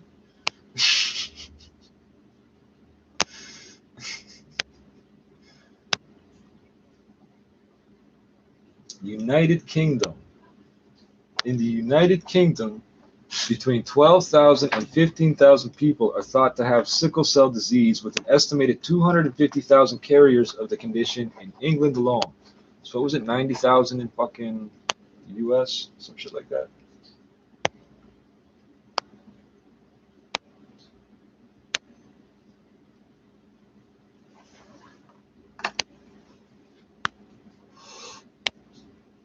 As the number of carriers is only estimated, all newborn babies in the UK receive a routine blood test to screen for the condition.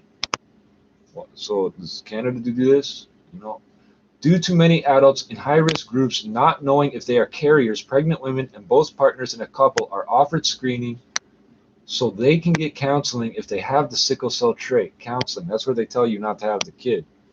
Don't you fucking mixed blood people be making more mixed blood people. You got to stop that. We can't classify you properly anymore. You got to stop that. Yeah, stay to your own kind, but not every kind, just your kind. You see the fucking logic here? In addition, blood donors from those in high-risk groups are also screened to confirm whether they, I would hope so. They, from all groups should be. What use is it to only...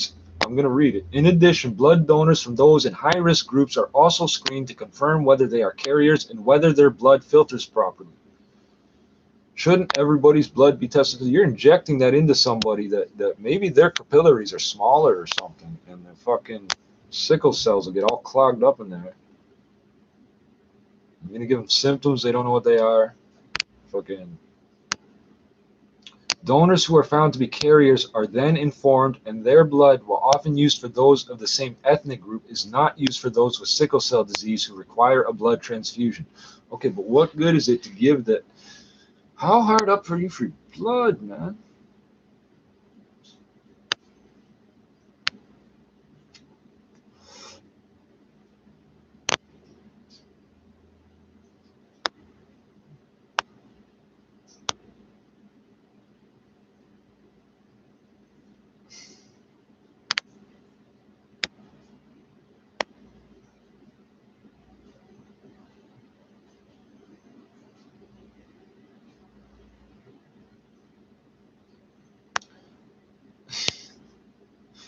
So the Middle East treats things a little I read some of this shit first before I start fucking saying it out loud, eh? Fucking the Middle East treats things slightly differently. Where did blood disorders? What the fuck is this? Mediterranean anemia. Delta beta thalassemia. Are you fucking serious, man? So I just found another blanket term for blood disorders. Thank you. Middle East. Middle of where? Middle of fucking nowhere, eh? East. East. This ain't the E. I know where East is. This ain't East. In Saudi Arabia, about 4.2% of the population carry the sickle cell trait. How's that possible, Mr. Arab? Mr. Royal Prince? And 0.26% have sickle cell disease. Yeah, because you don't want it. The people that might have it don't want nobody to know, eh? The highest prevalence is in the eastern province, where approximately 17% of the population carry the gene and 1.2% have sickle cell disease. 1% of anything is pretty significant, eh? And that's like 4 times as much as their average, right? This is about 4.2%, about. In 2005, Saudi Arabia introduced a mandatory premarital test, including HB electrophoresis, which aimed to decrease the incidence of sickle cell disorder and thalassemia, which is also called supposedly Mediterranean anemia, which is just a group term for blood disorders with bad hemoglobin. So if it ain't sickle cell and they don't know what it is, they're going to call it thalassemia. I learn something every time I come to this page, eh? Because people keep updating it. Bahrain. In Bahrain, a study published in 1998 that covered about 56,000 people in hospitals in Bahrain found that 2% of newborns have sickle cell disease, 18% of the surveyed people have the sickle cell trait, and 24% were carriers of the gene mutation causing the disease.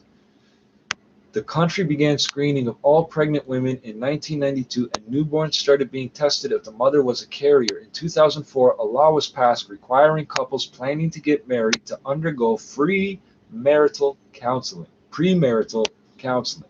These programs were accompanied by public education campaigns. Yeah, Stampo la Negra, right? Fucking. If they look like this, don't have sex with them, right? Which is similar to the Nuremberg laws, which I was looking at as a graphic, and it makes sense to me why all these idiots here in North America keep trying to refer to their ancestry in fractions.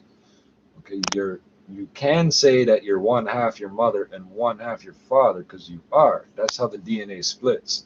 But everything along those strands, it could be any percent. Your grandmother, you might have like 0.1% of her DNA. It's possible to have none of, well, grandfather, let's say, because you actually technically spend time in your uh, mother's mother. Your mother was an egg inside your grandmother when your grandmother was born. That's fucked up, man. Yeah, free premarital counseling public education campaigns. I'm laughing again about this Dutch connection. India and Nepal. Caribbean islands. See the areas they cover?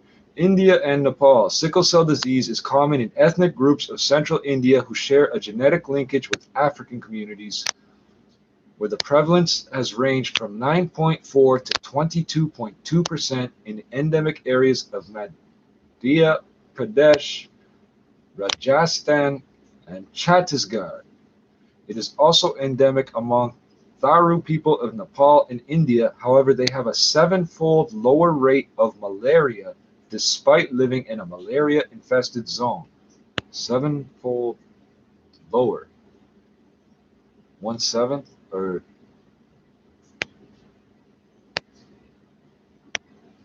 7, 10, 15, 16. Could you not just fucking make that like a normal fraction for us? Caribbean islands. In Jamaica, 10% of the population carry the sickle cell gene, making it the most prevalent genetic disorder in the country. Bear in mind, I don't have any fucking clue specifically where these black people that I came from.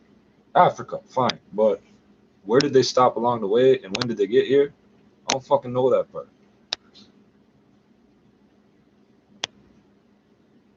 And no, genetic testing is not going to tell me shit because they're going to have to go test all the black people around the world to compare it to, and they're not going to do that. So they're not going to answer the questions I have, which is they have 43 samples representing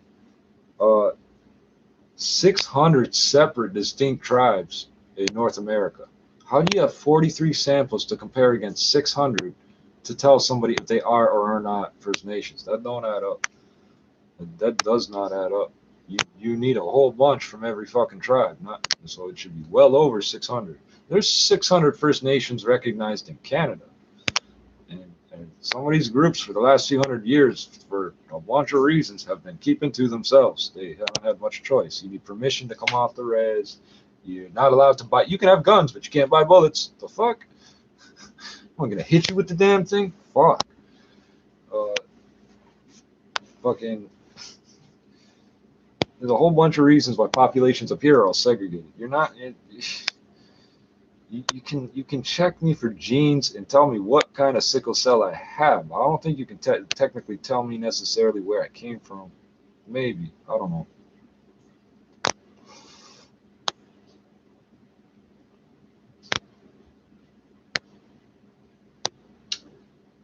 History. The first modern report of sickle cell disease may have been in 1846, where the autopsy of an executed runaway slave was discussed. The key finding was the absence of the spleen. Absence? Just gone. Reportedly, African slaves in the United States exhibited resistance to malaria but were prone to leg ulcers. The abnormal characteristics of the red blood cells, which later lent their name to the condition, was first described by Ernest E. Irons, intern to Chicago cardiologist and professor of medicine James B. Herrick in 1910. Irons saw peculiar, elongated, and sickle-shaped, all in quotes, cells in the blood of a man named Walter Clement Noel, a 20-year-old first-year dental student from Grenada. That's the TV rental place. The rent-to-own. You don't know what I'm talking about, don't you? Noel had been admitted to the Chicago Presbyterian Hospital in December 1904, suffering from anemia. So when he was 14, Noel was readmitted several times over the next 3 years for, quote, muscular rheumatism and, quote, bilious attacks. I don't even know what bilious means. But completed his studies and returned to the capital of Grenada, St. George's, to practice dentistry. He died of pneumonia in 1916 and is buried in the Catholic cemetery at Sauteurs in the north of Grenada. Died of pneumonia at 26. Yes, this is the type of shit I'm talking about. Shitty lotteries. It's similar to how HIV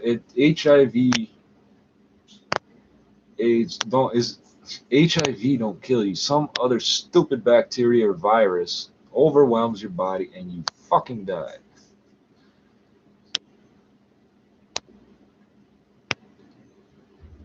Shortly after the report by Herrick, another case appeared in the Virginia Medical Semi-Monthly with the same title, Peculiar elongated and sickle-shaped red blood corpuscles in a case of severe anemia. This article is based on a patient admitted to the University of Virginia Hospital on November 15th, 1910. Okay, it's a nigger disease. They didn't care. They still don't care. They don't give a fuck. And you think, oh, if white people start having it, two people that look white start having it, you think they give a fuck? No, those white people are now, you're black, motherfucker. Get the fuck out of here, nigger. They don't. You think I get treated different? Like I look white, so I don't get treated no better when people get to know things about me. Don't kid yourself, man. When the cops roll up, I'm not white when they roll up. Except when they're accusing me of a hate crime against a white guy who's Persian, so he's white, and I'm not. And he's being racist to me. Yeah, every black person that goes in that store. Now every poor person, and then everybody he assumes is coming from certain buildings. Like he gives a fuck what building they live in. And I'm being told by two white cops and this white guy, I'm being racist against him because I'm white and he's not. He's Caucasian and I'm not. He's Caucasian, I'm not. And the two white cops and him are telling me I'm being racist to him. It's hilarious. The rest of the time, they if they're looking for a nigger to beat up, I'll do just fine. Trust me.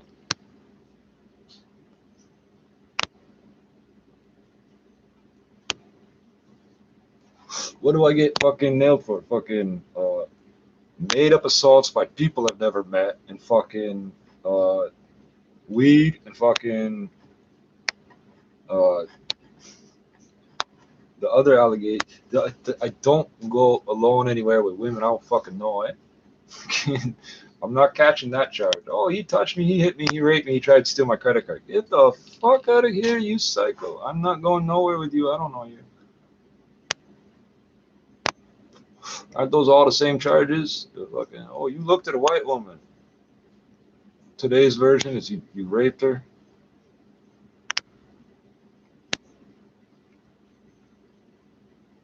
This article is based, so peculiar elongated and sickle-shaped red blood corpuscles in a case of severe anemia. This article is based on a patient admitted to the University of Virginia Hospital on November 15th, 1910. In the later description by Vern Mason in 1922, the name, quote, sickle cell anemia, end quote, is first used. 1922, so that's 97 years. Childhood problems related to sickle cell disease were not reported until the 1930s, despite the fact that this cannot have been uncommon in African American populations. How many black doctors were there back then? I can't find a black doctor now. I've never had a black doctor. I never thought about it until now, this past little while. I can't recall ever having a black doctor. I think I've had a black judge twice. And yeah, there's a bunch of black cops, but that don't mean shit. That's overseers. They house nigger, field nigger. They don't like me, so they don't like. Fuck what they think of me. They don't like black kids at all. So they sort of get the permission to beat on the black kids, and the white cops look the other way type thing. Because if the white cop does it, it's racist, right? But if the black cop does it, even if you make a complaint, well, it's not racism, so it goes away, right? Memphis physician Lemuel Diggs. You should have changed that to L. L. Diggs. There's a good rap name for you, or maybe a gangster name. L. Diggs. Just change it to a Z. L. Diggs. There's two G's in there. D-I-G-G-S. Memphis, and he's from Memphis. I bet he played a fucking instrument. Memphis physician Lemuel Diggs, a prolific researcher into sickle cell disease, first introduced the distinction between sickle cell disease and trait in 1933 although until 1949, yeah, people were busy during that time period. The genetic characteristics had not been elucidated by James V. Neal and E.A.B. I'm making a joke about the guy playing an instrument to play stolen music, right? 1949 was the year when Linus Pauling described the unusual chemical behavior of hemoglobin S and attributed this to an abnormality in the molecule itself. The actual molecular change in HBS, that's S for shitty, I think A is Aryan and S is shitty, was described in the late 1950s by Vernon Ingram. The late 1940s and early 1950s saw further understanding in the link between malaria and sickle cell disease. In 1954, the introduction of hemoglobin electrophoresis allowed the discovery of particular subtypes such as HBSC disease. SC? The fuck is that? It's not, I can't click on it. I mean HBSC. You just got me to HBS and HBA.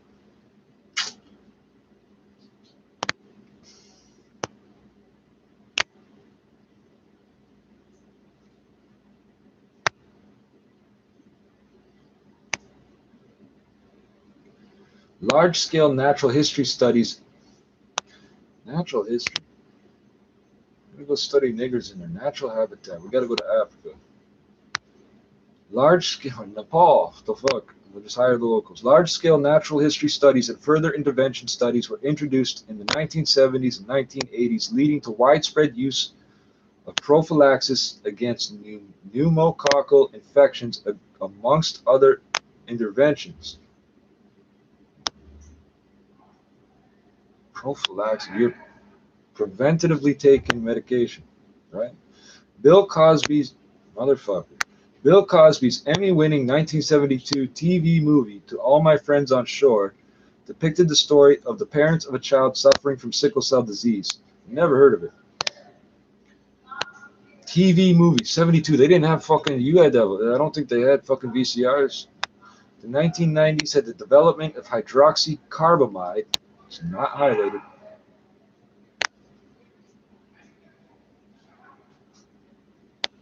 And reports of cure through bone marrow transplantation appeared in 2007. Some old texts refer to it as drepanocytosis. Another word to look up. None of these are fucking highlighted.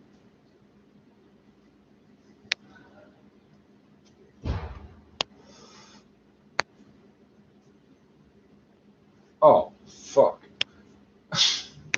Society and culture, U.S. Social Security. That's not quite society and culture, just because that's the word social, but effective September 15th, 2017, the U.S. Social Security Administration issued a policy interpretation ruling providing background information on sickle cell disease and a description of how Social Security evaluates the disease during its adjudication process for disability claims. The fuck? What does that mean? You either have it or you don't. It's like, how bad is your cancer? How bad is your HIV? Are you fucking serious?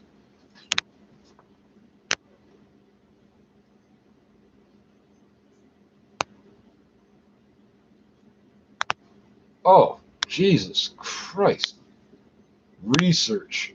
Umbilical cord blood transplant. While umbilical cord blood transplant, that sounds bad, can potentially cure the condition, a suitable donor is available in only 10% of people. About 7% of people also die as a result of the procedure, and graft versus host disease may occur.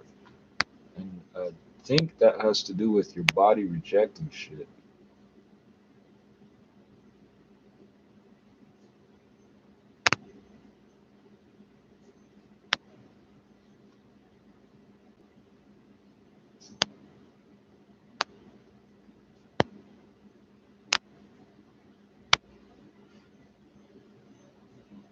So when they do bone marrow transplants and stem cells, is that true? So what the fuck is it?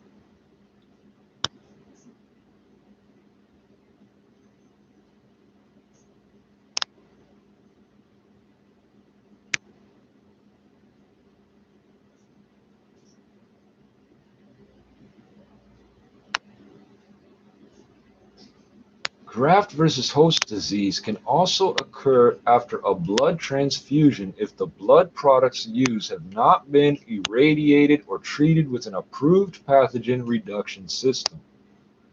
So this is when you get a transplant and the transplant attacks your immune system. The transplant's immune system attacks you. What the fuck? That is fucked up. The fuck was that?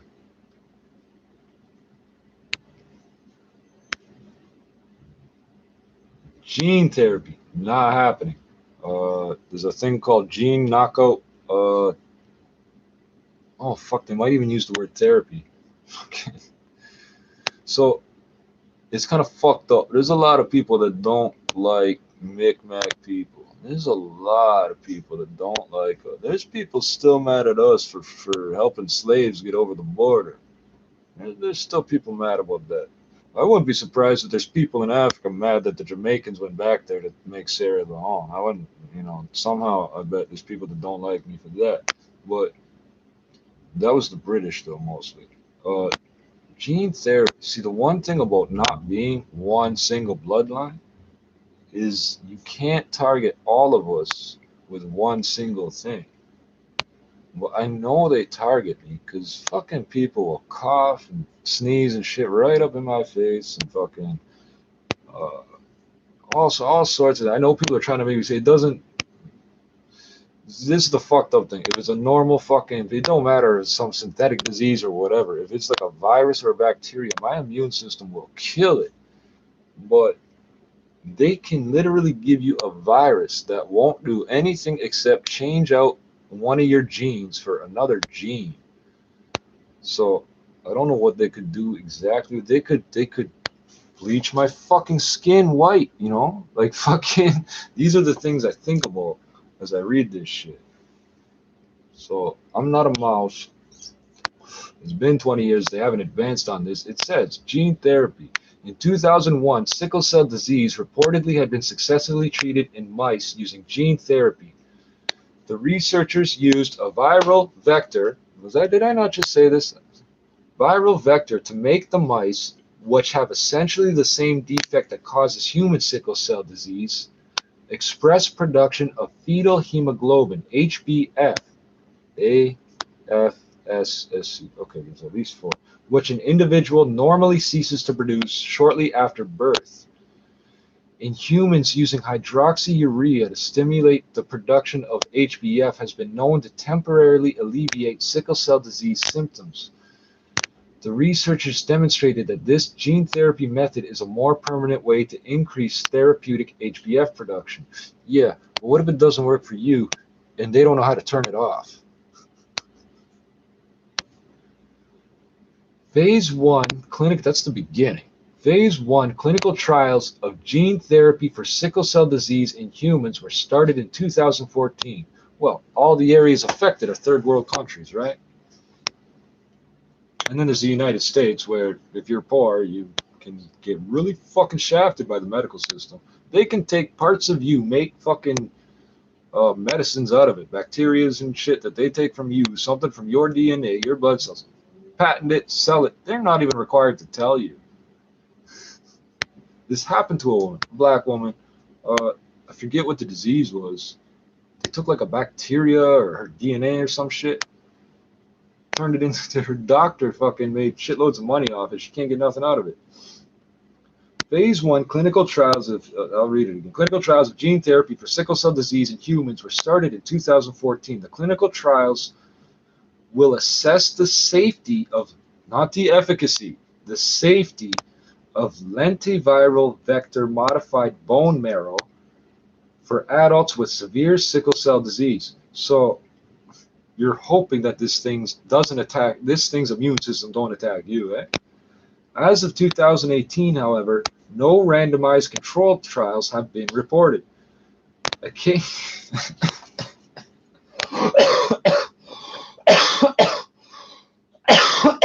oh shit.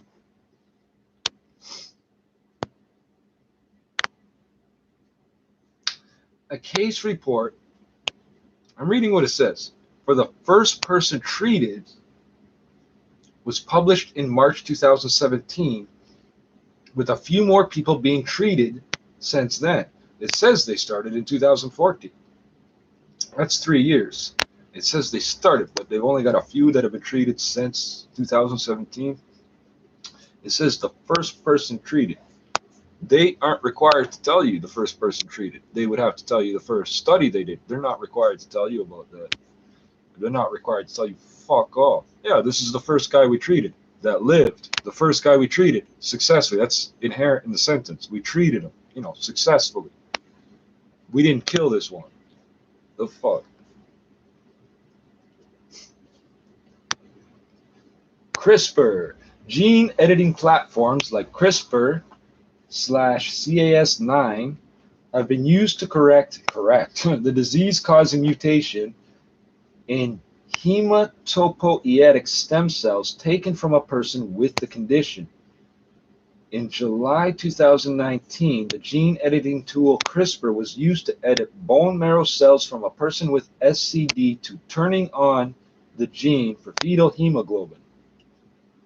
I don't want fetal hemoglobin. These people will justify spreading this fucking virus. The vector means the thing that spreads it. They will justify spreading the virus and then somehow putting it in an animal to spread it around, or we'll put it in the corn or some shit, because it's for my benefit. Every fucking medicine they give me makes me sick. The only things that don't make me sick are the things I choose to do. And I can rationalize all of them, didn't I? No gasoline in this. No flame retardants in this. This is cotton. There's no flavors. There's no nothing. And this is, I guess, rice paper. I don't fucking know. It's not tree paper. You choke on it.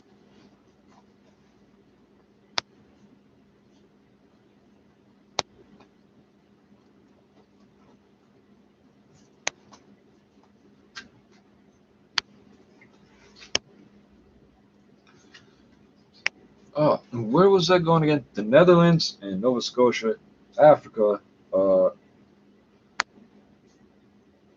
The Scottish people that came here 300 years ago. It's not the same Scottish people. Like, we don't play golf, and whiskey's okay, but like, I'm not obsessed with the shit.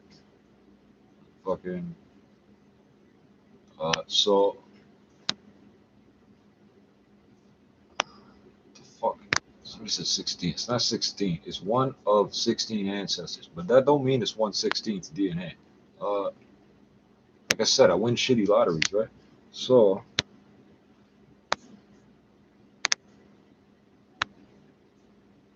I'm having trouble doing the fractions. Hold on. I'm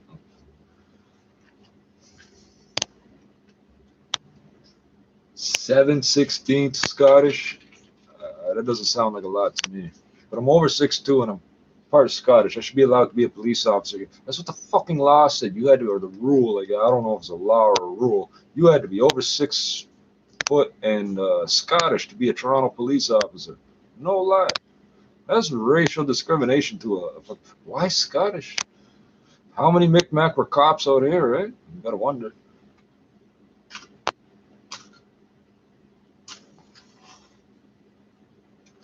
Because it's the same thing again.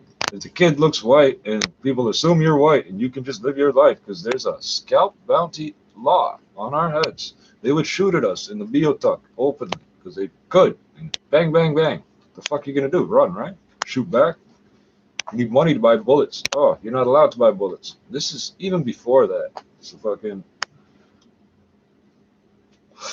there's Dutch people in Nova Scotia. I don't know exactly when they got there. There's just not a whole shitload of them. Dutch people went everywhere. Detroit people went all over. Dutch people went all fucking over. So there's not a lot of them in every place, but there's places like Holland Landing or some shit, Holland Marsh or some shit like that. There's Scottish and black people of all fucking types. British. Who the fuck else? Micmac, of course. Yeah, because we've been there. There's the Vikings, the Norse. Today, 60% of the Canadian Forces military assets are in Nova Scotia. I assume that's by dollar value, but that's a lot. So what happens if the fucking I don't know, the Russians or the Japanese attack BC. What are we gonna do? We can't bring those boats around. We're gonna go down through Panama or some shit.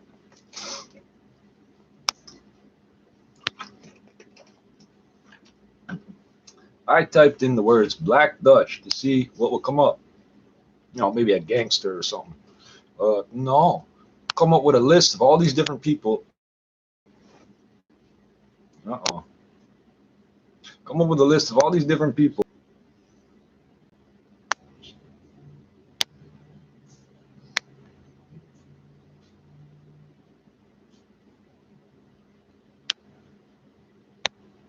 Are we good to go? No, we're not. I'm not even gonna fucking speak. This shit don't stop.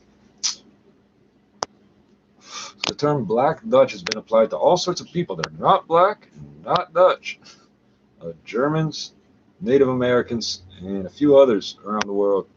Somehow in the US get called Black Dutch. And then in the Netherlands, they're not speaking English, they're speaking Dutch. So I should be looking up. No, they use the word black. What the fuck? It should still be Black Dutch, eh? Excuse me.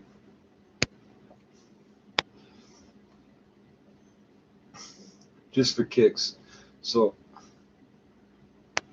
all I don't know, and if there's records kept, is how many times Dutch ships pulled up into Halifax. That's something I'd like to know. Because remember, there was no St. Lawrence fucking seaway. There was no locks on the St. Lawrence River, so you couldn't bring an ocean ship. There was no way to bring a ship up onto the lakes. That's that portage, the French word for carry.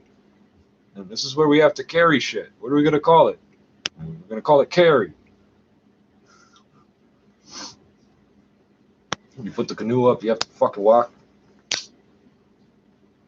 Canoes don't take rapids very well. Holy fuck, that's a long page.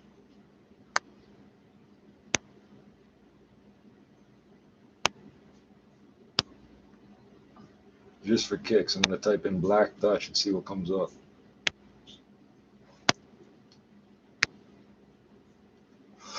Genealogy. Afro-Dutch. Are you fucking serious? Afro-Dutch or Black Dutch are residents of the Netherlands who are of Black African ancestry. Okay, but just to be clear, this is Black Dutch genealogy. It says, so the US term is genealogy. The term that would be considered correct is Afro-Dutch. Not Black Dutch. Okay, you're going to correct me, eh? Black Dutch is a term with several different meanings in United States dialect and slang. It generally refers to racial, ethnic, or cultural roots, but they're not black and they're not Dutch. So we're going to skip.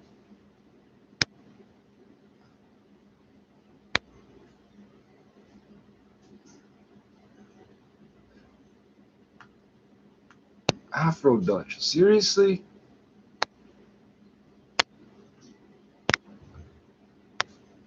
Oh, shit.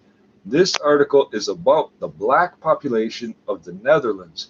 For the ethnonym in the United States, see Black Dutch, the hyphen. For the extinct Creole language, see Neger Hollands.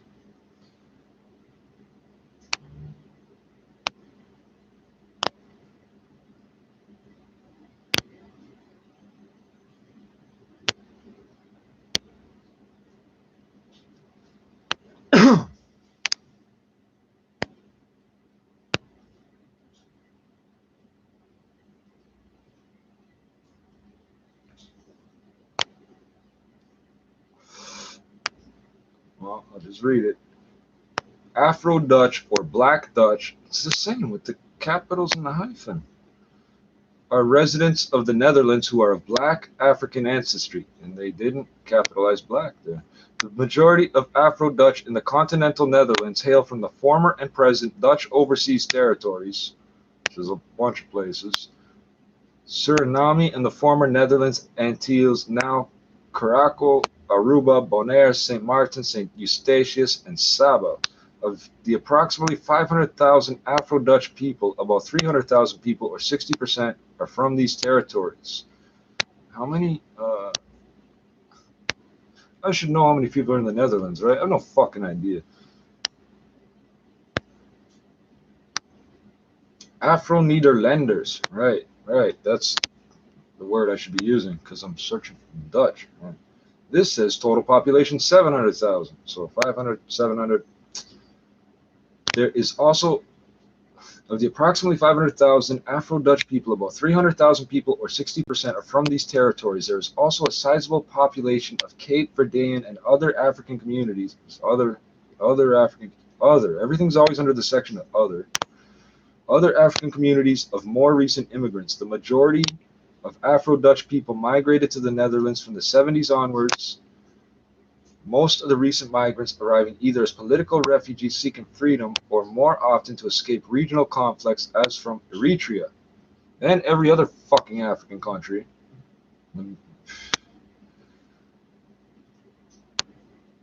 Ah, region. So total Afro-Dutch, Afro-Nederlanders, total population 700,000. Regions with significant populations, primarily urban centers in South Holland, North Holland as Noord-Holland, Zuid-Holland, and Flevoland, and Utrecht. Languages, primarily Dutch. You might want to put Afrikaans, that and just no. Afrikaans is a related. So North Holland is where my grandparents are from. So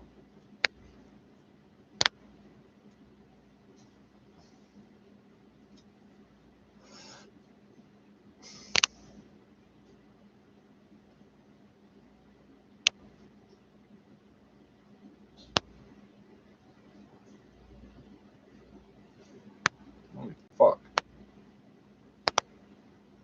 They've got a list of 100. I swear to God. Notable Afro-Dutch. I'm not going to read all the names. Footballer, novelist, comedian, footballer, kickboxer, footballer, athlete, unspecified. Footballer. 1, 2, 3, 4. Four more footballers. Basketball player. Really? Footballer, basketball player. Activist. There you go. Footballer, singer, kickboxer, footballer, kickboxer, footballer, singer, footballer, singer, footballer, kickboxer, and mixed martial artist. Yeah, because someone's always trying to kill you. It's good to know how to kill somebody with your hands. Athlete, footballers, five more footballers, mixed martial artist and kickboxer, mixed martial artist and kickboxer, footballer, singer, footballer, three more footballers, singer, footballer, boxer, four more footballers, baseball player, footballer, kickboxer, footballer, mixed martial artist and kickboxer, footballer, kickboxer. There was one novelist in there, one comedian, and I think there were three singers, but I lost track. Two, three, three singers, one comedian, one novelist, and the rest are all athletes. This is notable. This is what they want to bring my attention to. And by the way, I'm not supposed to exercise. The fuck? Oh, that's the end of the fucking article. See also Netherlands portal and Africa portal. Zwart Hollanders. Jesus Christ, you got a fucking 100 different fucking names for this shit. Because that means black Dutch people too. So let's click on it. Let me guess, the page is going to be in Dutch. Black Dutch Belanda Hitam. Redirected from Zwart Hollanders. Black Dutchman redirects here. For the black population of the Netherlands, see Afro-Dutch. For the ethnonym in the United States, see Black Dutch. I'm starting to see some similarities with other parts of my life because there's about 50 different ways to spell the word Micmac. So you can try and search for everybody that puts that keyword out on the internet. You're not going to find them all, no matter how many. You're not going to be able to sort through it all with a automated search. You gotta come after us like one on one. You're not going to catch us. Independent, right? Watertown Treaty. That's what the W stands for. Watertown. Watertown. I swear that's what it stands for.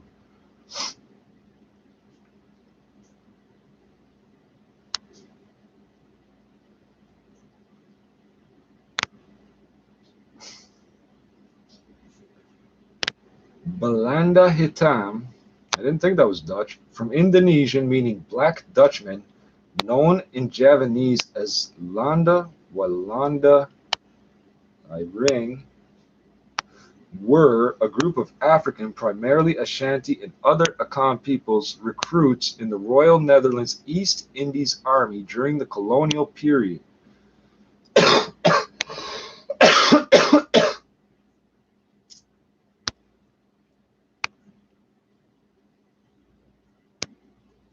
Between 1831 and 1872, over 3,000 Africans were recruited from the Dutch Gold Coast for service as colonial troops in the Dutch East Indies. This recruitment was in fact an emergency measure as the Dutch army lost thousands of European soldiers and a much larger number of quote-unquote native soldiers in the Java War against Prince Diponegoro. So these are wars I don't even know about.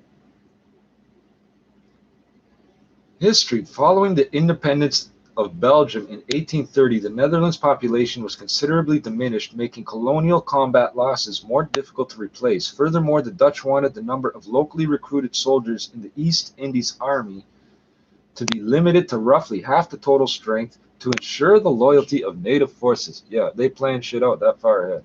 It was also hoped that Akan soldiers would be more resistant to the tropical climate and tropical diseases of the Dutch East Indies than Dutch soldiers. Well, that's a reasonable assumption to make. Apparently, we got this thing about malaria. The soldiers from the Gold Coast were first recruited in Elmina. Of the 150 that were enlisted, 44 were descendants of Euro-African families in Elmina.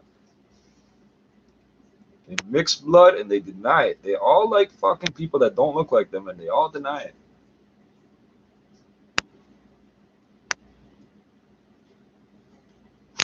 All I'm going to say to keep it polite, the girls I like don't look like me.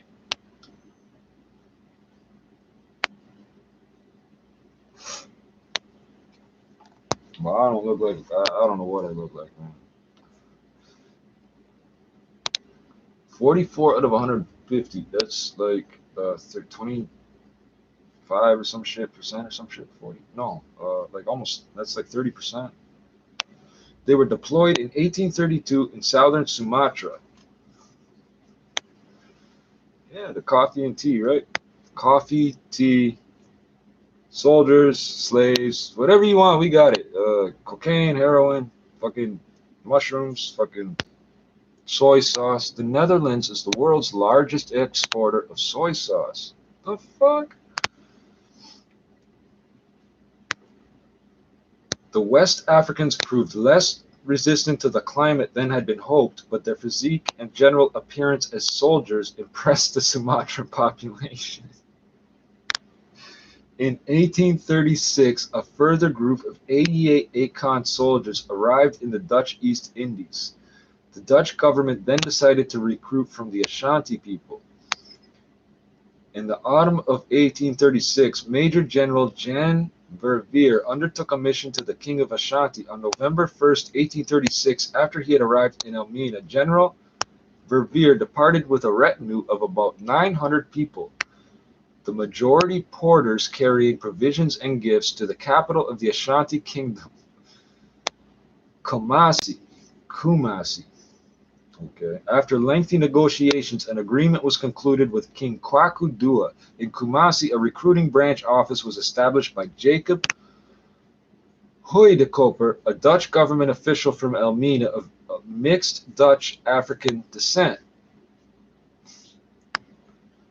So mixed Euro-African, Dutch-African. This is 200 years ago.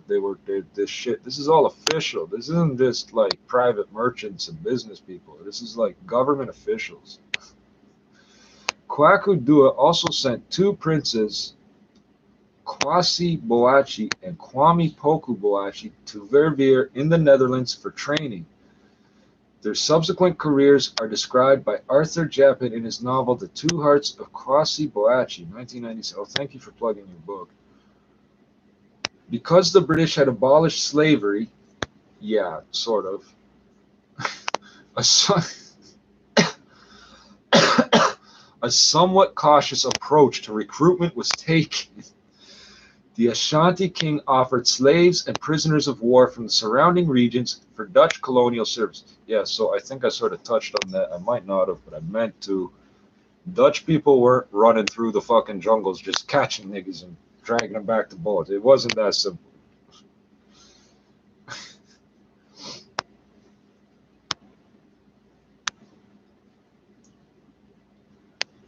However, they nominally put themselves forward as voluntary recruits.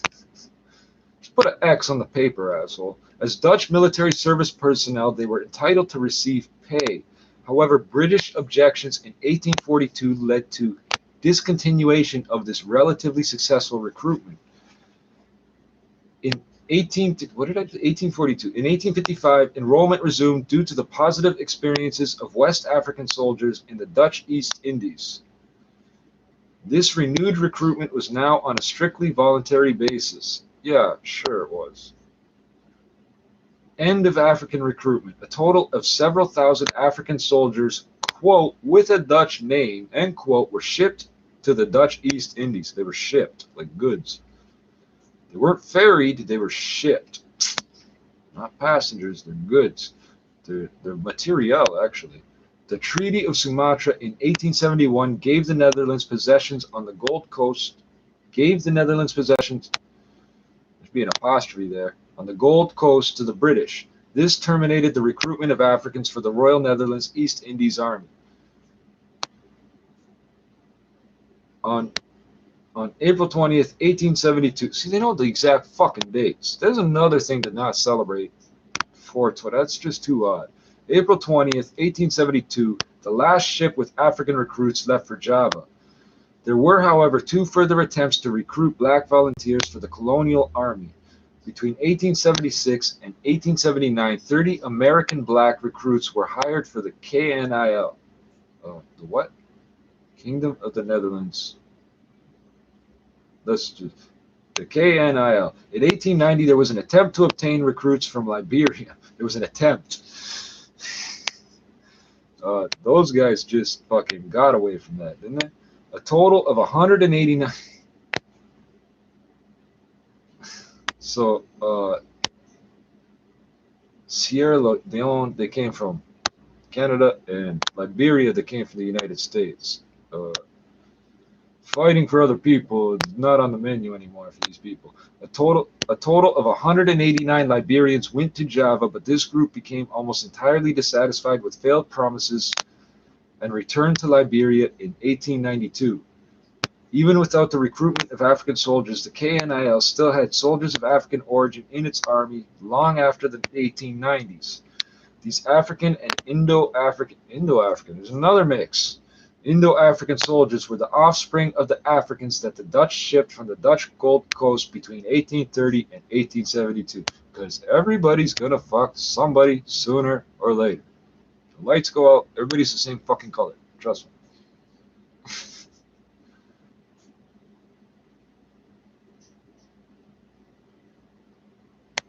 It's like smoking crack. The people that do it, they would never admit to it, but they all fucking do it, but they wouldn't admit to it. Belenda Hitam, Zwart Hollanders. Belenda Hitam. Why is the title? I'm gonna save it as Zwart Hollanders, motherfucker.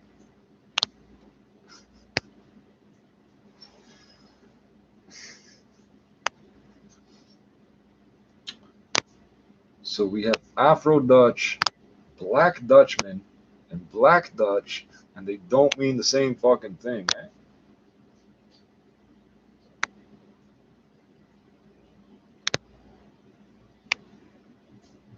Okay, where the fuck is the Dutch Gold Coast? Dutch Guinea. Is that anywhere near? Not to be confused with Suriname. Okay, well, it's not spelled the same. Where is the map picture? Red, white, and blue with some extra letters. And you're showing me a map from the 1600s?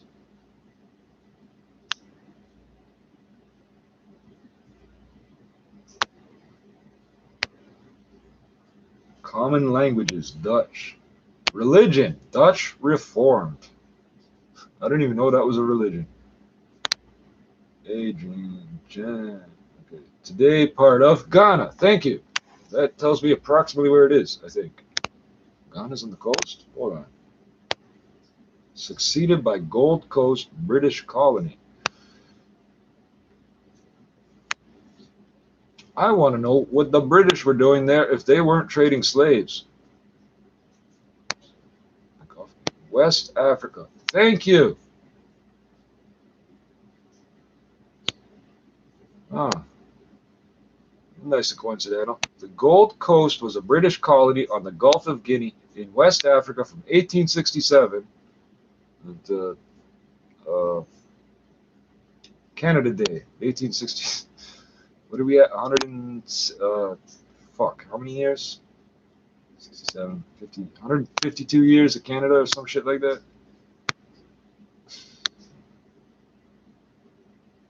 Yeah, I remember when Canada turned 125, and in a lot of fucking indigenous cultures, it's not unusual to know people that fucking live to 125. So this country's still new to me, in my mind.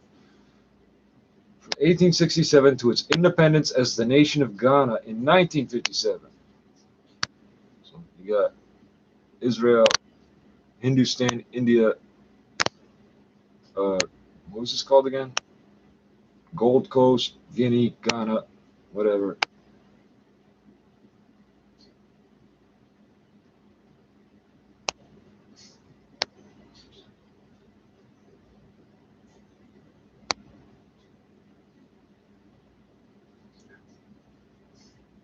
Oh, good, a map. Thank you. I thought I knew where it was.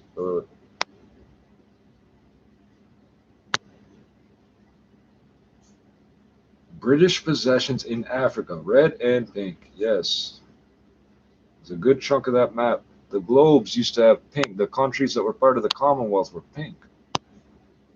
I don't even know where to get a globe today. Staples? Like, fuck, I have no fucking idea. Currency: Gold Coast Aki and the British West African pound. Uh,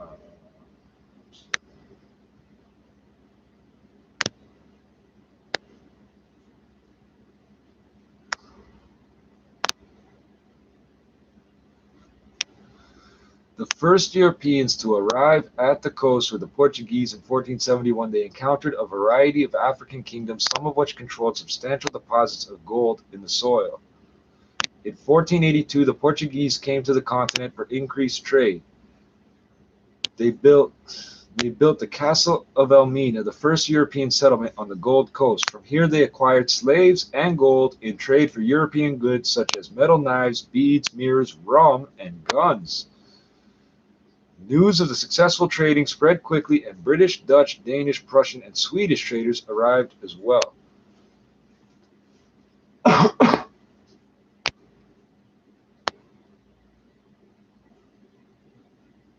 European traders built several forts along the coastline.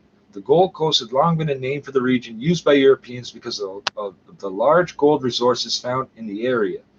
The slave trade was the principal exchange and major part of the economy for many years. In this period, European nations began to explore and colonize the Americas. Soon the Portuguese and Spanish began to export African slaves to the Caribbean and North and South America. Okay, so that answers some questions I didn't know how to get the right answer to.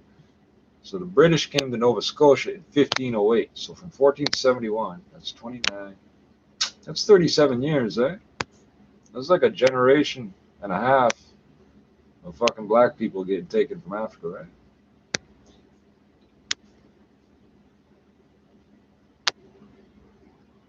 The Dutch and British, so they began to export African slaves to the Caribbean and North and South America. So some of these Jamaicans been there 500 years too. It's the same fucking thing. It's the same fucking thing. The Dutch and British also entered the slave trade, at first supplying markets in the Caribbean and on the Caribbean coast of South America.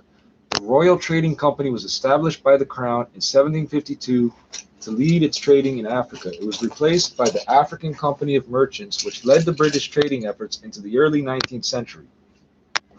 In 1821, the British government withdrew their charter and seized privately held lands along the coast. In 1867, the government formed the British Gold Coast Colony after having taken over the remaining interests of other European countries. They purchased and incorporated the Danish Gold Coast in 1850 and the Dutch Gold Coast, including Fort Elmina, in 1872. Britain steadily expanded its colony through the invasion and subjection of local kingdoms as well, particularly the Ashanti and Fante confederacies. Yeah, they don't like confederacies.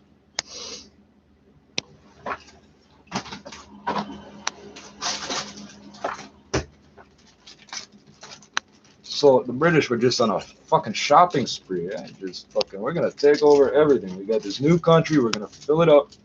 How the fuck? No, that doesn't add up. The British outlawed slavery, but how they have their hand in this? We can do it, but no, we're not doing it. You're not allowed to either.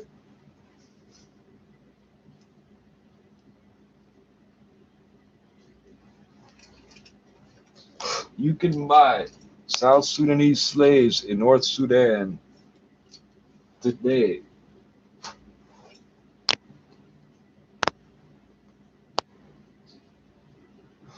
The Ashanti people had controlled much of the territory of Ghana before the Europeans arrived and were often in conflict with them. In the 21st century, they continue to constitute the largest ethnic community in Ghana. 4 wars, the Anglo-Ashanti Wars, were fought between the Ashanti and the British, who were sometimes allied with the Fante. During the First Anglo-Ashanti War, 1822 to 24, the two groups fought because of a disagreement over an Ashanti chief and slavery. The British had abolished the Atlantic slave trade but kept the institution in its colonies until 1834. Tensions, thank you, 1834, 1867, 1834, 1508 to 1834. That's 326 years. But they'll tell you there's no slavery in Canada ever. It never happened.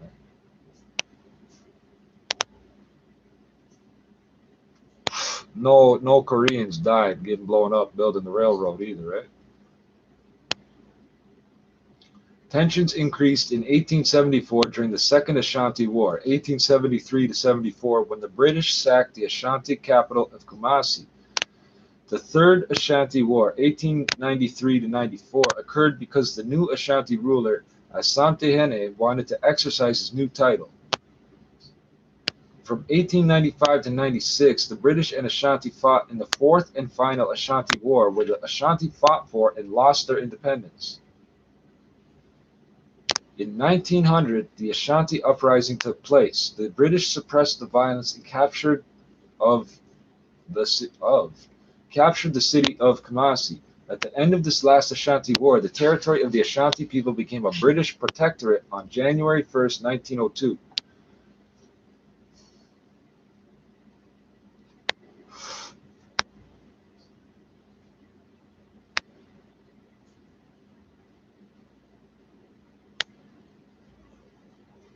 By 1901, the British had established a colony incorporating all of the Gold Coast with its kingdoms and tribes considered a single unit. Well, not really. The British exploited and exported a variety of natural resources such as gold, metal ores, diamonds, ivory, pepper, timber, grain, and cocoa. And sometime they started with tobacco, didn't they? The British colonists built railways and a complex transport infrastructure to support the shipment of such commodity goods. This has formed the basis for the transport infrastructure in modern-day Ghana. They also built Western-style hospitals and schools to provide modern amenities to the people of the empire. Promising Ashanti and Fante young men often completed their higher education in Britain at some of its top universities. I don't know about that. By 1945, in the wake of the end of the Second World War, the native population was demanding more autonomy. It was a period you should have fucking just took everything over while they were all busy fighting the Germans, you motherfuckers. It was a period of decolonization across Africa and Asia. By 1956, British Togoland, the Ashanti Protectorate, and the Fante Protectorate were merged with the Gold Coast to create one colony which became known as the Gold Coast. Nice simple name. In 1957, the colony gained independence under the name of Ghana.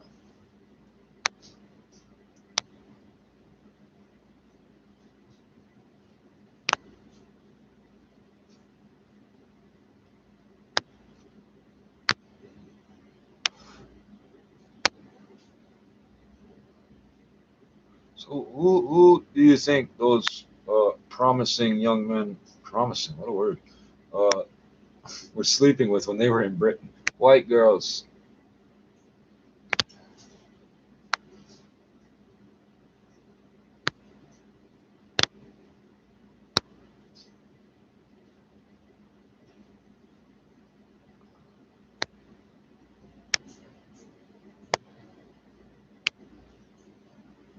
How the fuck this happened?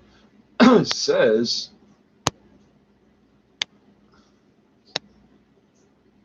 I'm skipping a bunch because there's so many details that aren't really important at the moment.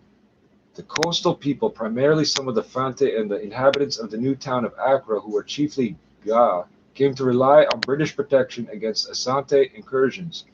But the merchant companies had limited ability to provide such security. The British Crown dissolved the company in 1821, giving authority over British forts on the Gold Coast to Charles McCarthy, governor of the colony of Sierra Leone. So Sierra Leone, isn't it Freetown, Sierra Leone? The British forts in Sierra Leone remain. I'll figure this out before I get to the end of this. The British forts in Sierra Leone remained under common administration for the first half of the century.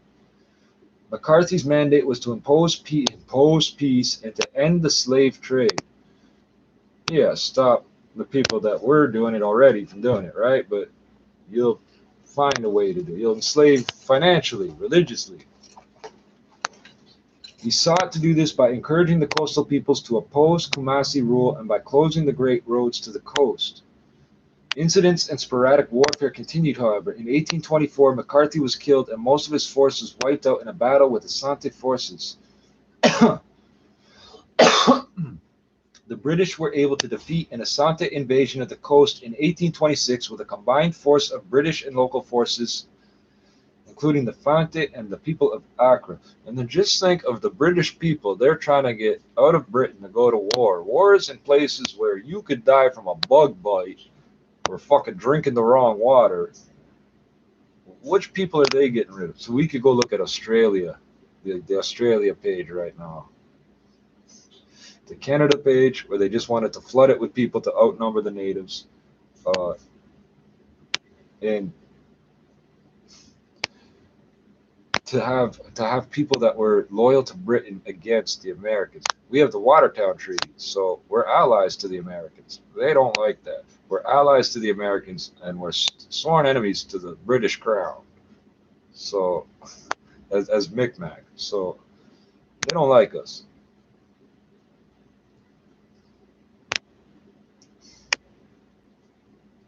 That's all at the same time. So Australia, they were dumping off criminals.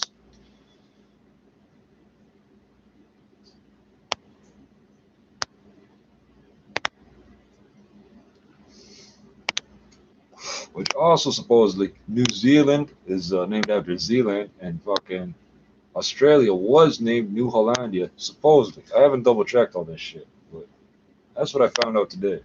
When the British government allowed control of the Gold Coast settlements to revert to the British African Company Merchants in the late 1820s, relations with Asante were still problematic. Problematic. That's a good word for British people to use. From the Asante point of view, the British had failed to control the activities of their local coastal allies. Had this been done, Asante might not have found it necessary to attempt to impose peace on the coastal peoples. McCarthy's encouragement of coastal opposition to Asante and the subsequent 1824 British military attack further indicated to Asante leaders that the Europeans, especially the British, did not respect Asante. Yeah, that's a quick way to start a war. In 1830, a London committee of merchants chose Captain George Maclean to become president of a local council of merchants. Although his formal jurisdiction was limited, Maclean's achievements were substantial. For example, he arranged a peace treaty with Asante in 1831. Maclean also supervised the coastal people by holding regular court in Cape Coast, where he sentenced and punished those found guilty of disturbing the peace. Between 1830 and 1843, while Maclean was in charge of affairs on the Gold Coast, no confrontations occurred with Asante. The volume of trade reportedly increased threefold.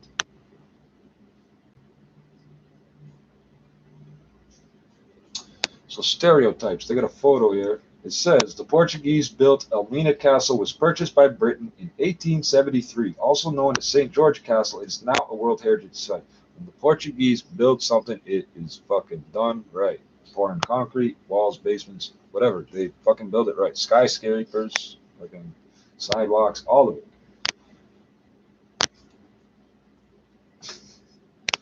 It's a 150-year-old castle, they purchased by the British in 1873. Doesn't say when they built it. It did up here. Early 1800s. Maclean's exercise of limited judicial power on the coast was so effective that a parliamentary committee recommended that the British government permanently administer its settlements and negotiate treaties with the coastal chiefs to define Britain's relations with them. The government did so in 1843, the same year Crown government was reinstated. Commander Henry Worsley Hill was appointed first governor of the Gold Coast. Under Maclean's administration, several coastal tribes had submitted voluntarily to British protection and British taxation, right?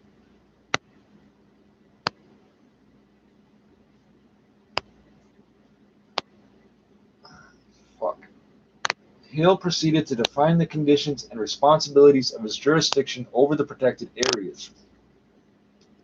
He negotiated a special treaty with a number of Fante and other local chiefs that became known as the Bond of 1844. This document obliged local leaders to submit serious crimes such as murder and robbery to British jurisdiction. It laid the legal foundation for subsequent British colonization of the coastal area. Additional coastal states, as well as other states farther inland, eventually signed the bond, and British influence was accepted, strengthened, and expanded. Under the terms of the 1844 arrangement, the British appeared to provide security to the coastal areas. Thus, an informal protectorate came into being. As responsibilities for defending local allies and managing the affairs of the coastal protectorate increased, the administration of the Gold Coast was separated from Sierra Leone in 1850.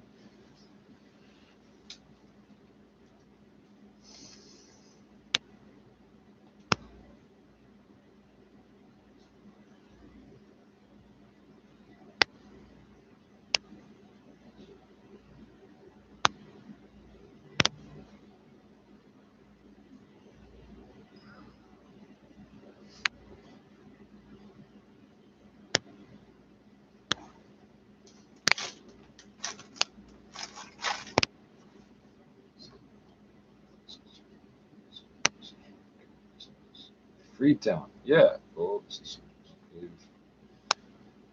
16 districts. Unity, freedom, justice.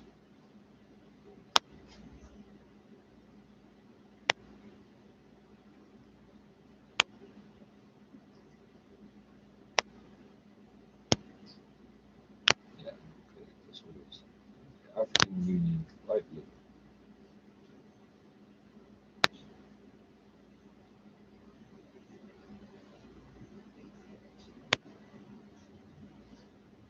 What the fuck? You got two? Okay, I don't want to. I'm not reading that. Official language is English.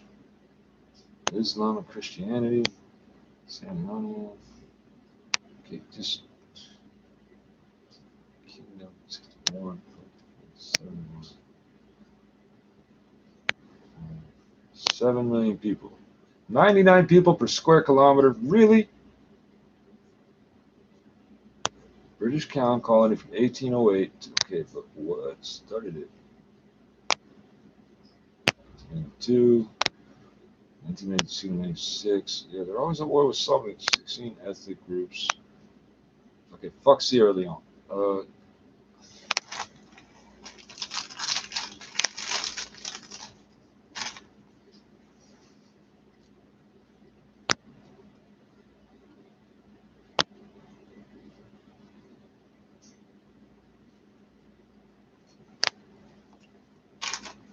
So I don't know the answer to this. I'm gonna fucking. What year did the U.S. technically fucking abolish slavery? Supposedly.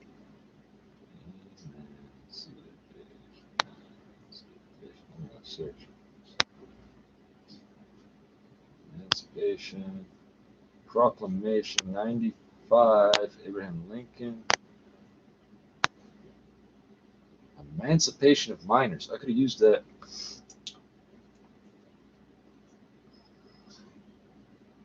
January 1st, 1863. So 1863. They still had prisoner leases. Uh, the Emancipation Proclamation, or Proclamation 95. Oh, interesting. Was a presidential proclamation and executive order issued by United States President Abraham Lincoln effective January 1st, 1863. They put him on the only coin that's brown, the worthless one. In Canada, the $100 bill is brown. And I was looking at a picture. I think in Australia it's the same, but their 50s are yellow. The fuck? It changed the legal status under federal law of more than 3.5 million enslaved African Americans in the Confederate States from slave to free. Under federal law, as soon as a slave escaped the control of the Confederate government, either by running away across Union lines or through the advance of federal troops, the slave was permanently free. Yeah, unless they somehow got brought back. Ultimately, and Canada sent people back. They say they never sent people back to be slaves because they were escaped slaves. But they would send people up here. To this day, it's on the Canada government website. U.S. cops can come into Canada to arrest you. I know somebody it happened to. Fucking they would say that this person stole a horse or a tool or money or some shit. And okay, so he's a criminal. Oh, you have to go back. Oh, now you're back to face justice. By the way, you're going back to Homeboy's farm. Good luck with that.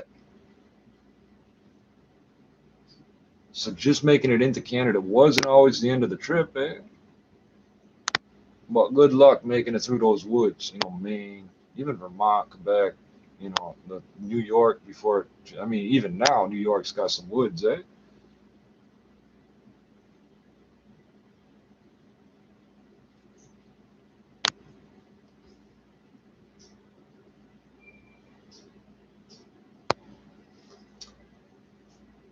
The 13th Amendment to the United States Constitution, ratified in December 1865, and there's a little subclause in there saying it's still legal if you're state property. If you're in jail, they can make you work for free.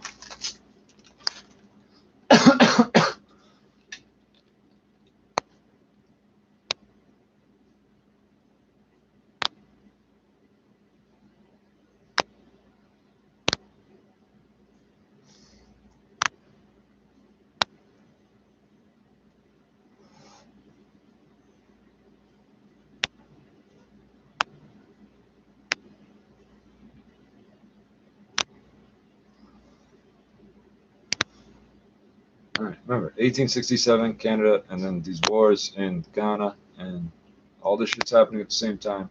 I don't know what the Dutch people were doing. Van Gogh? I don't know. With Congress's approval, Lincoln, he had a gun too. How the fuck do you get a gun? With Congress's approval, Lincoln in 1862, with partial compensation, ended slavery in the District of Columbia. This long-standing issue was now addressable since the senators of the states in rebellion who had blocked such a measure so as not to set a precedent left Congress in 1861. As for the states, Lincoln believed that he had no authority as president to end slavery, which was a state matter. However, Lincoln was not only president, he was commander-in-chief of the armed forces. As such, he could take military measures. His order carefully limited the proclamation to those areas in insurrection where civil government was not respected, and his military authority therefore applied. As a war measure, it hurt the South economically by removing its labor force, helped the Union militarily by making Union soldiers out of freed slaves. Yeah, you're free, but now you're on the front lines. And took an implicit statement toward black citizenship by accepting blacks as soldiers and trusting them with arms. Up until this point, there had been no blacks in combat positions in the army. Cooks, right? The poor bastard has to they blow a whistle, or ring a bell, or bang a drum, or some stupid thing. You notice that guy never has a gun. Wow. The proclamation also ended any chances of the Confederate government gaining recognition from England or France, which were anti-slavery and whose support for the Union it increased. It marked a major shift in the stated goals of the war, admitting what the South had claimed all along. The Union was fighting the war to end slavery. Psychologically, it was the turning point of the war. So France made Haiti pay extortion money. We could pull that up right now. We're going through all the scariest part. The white people don't want anybody to know this. They don't want white kids to know it. They don't want black kids to know it. Nobody. Uh, the French, the Haitians fought off the French, and the French said, "Okay, you're free now, but because we lost money, you now owe us 200 million francs, and if you don't pay, we're gonna invade you militarily." And the end result of that would be you would be now slaves again. Fuck that. Oh, what am I doing? Opening new windows.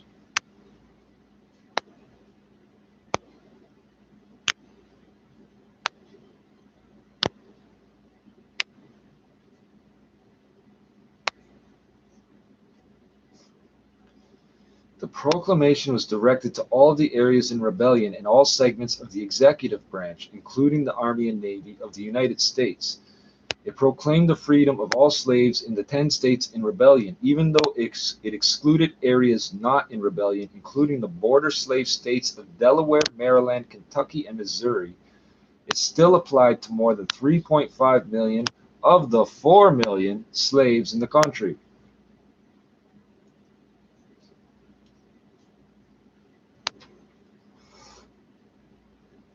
All right, let's go to Haiti.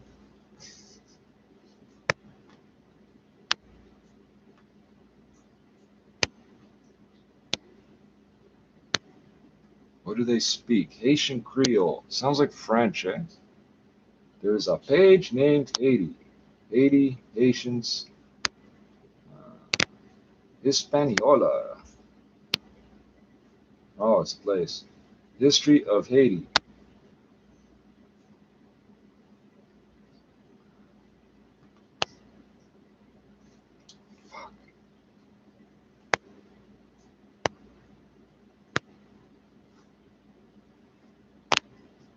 Economy of Haiti. We're going to look that up in a second. History of Haiti.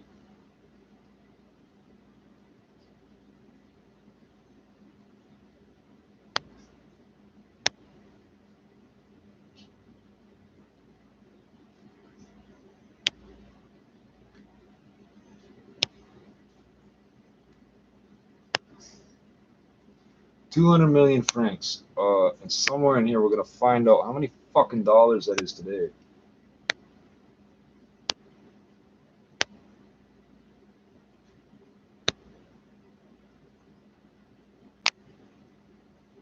I would have paid it in fucking pennies in foreign currency. Go fuck yourselves.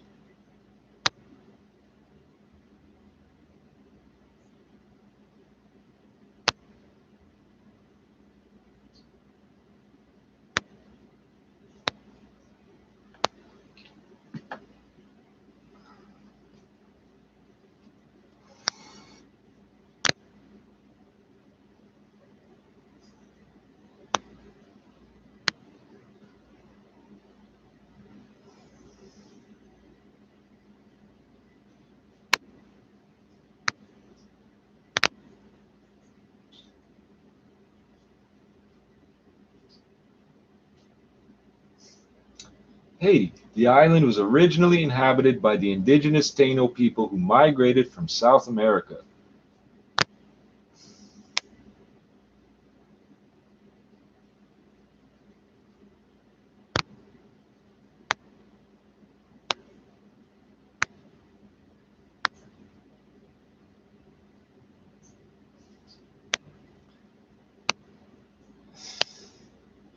It says the first Europeans arrived, well, they claim, arrived on 5th December 1492 during the first voyage of Christopher Columbus, who initially believed he had found India or China. Columbus subsequently founded the first European settlement in the Americas, La Navidad, on what is now the northeastern coast of Haiti. The island was claimed by Spain and named La Española, forming part of the Spanish Empire until the early 17th century. However, competing claims and settlements by the French led to the western portion of the island being ceded to France in 1697, which was subsequently named Saint Domingo. French colonists established lucrative sugarcane plantations, worked by vast numbers of slaves brought from Africa, which made the colony one of the richest in the world, if you weren't a slave. In the midst of the French Revolution, 1789 to 99, slaves and free people of color launched the Haitian Revolution, 1791 to 1804, led by a former slave and the first black general of the French army, Toussaint Louverture. After 12 years of conflict, Napoleon Bonaparte's forces were defeated by Louverture's successor, Jean-Jacques Dessalines, who declared Haiti's sovereignty on January 1st, 1804, the first independent nation of Latin America and the Caribbean, the second republic in the Americas, the first country to abolish slavery, and the only state in history established by a successful slave revolt. And this is why they get shit on to this day.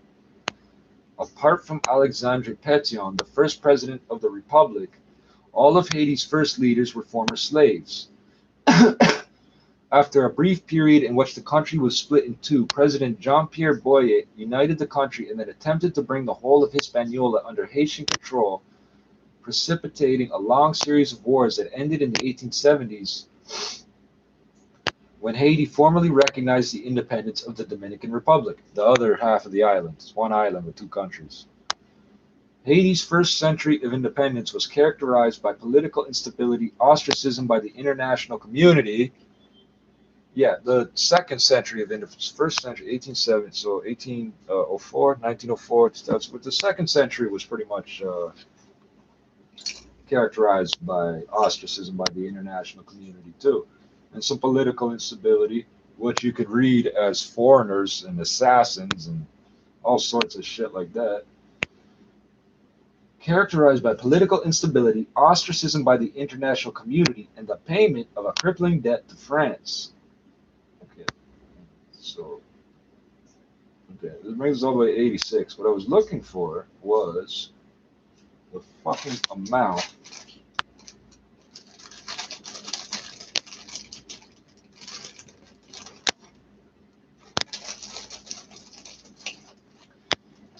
So it goes on about the etymology of the name.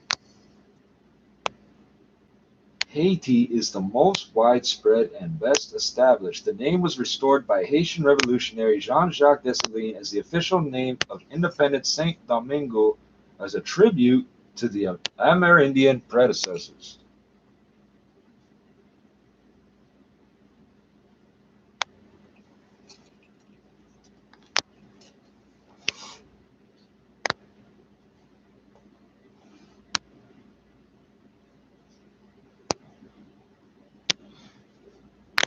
In French, Haiti's nickname is the Pearl of the Antilles, La Perle des Antilles, because of both its natural beauty and the amount of wealth it accumulated for the Kingdom of France. During the 18th century, the colony was the world's leading producer of sugar and coffee.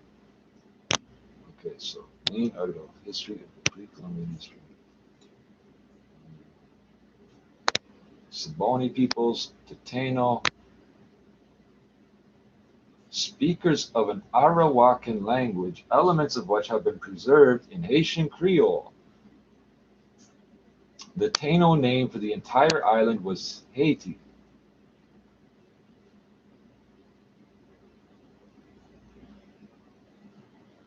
Okay, that's too far back. Uh, Bring me forward to French. French rule.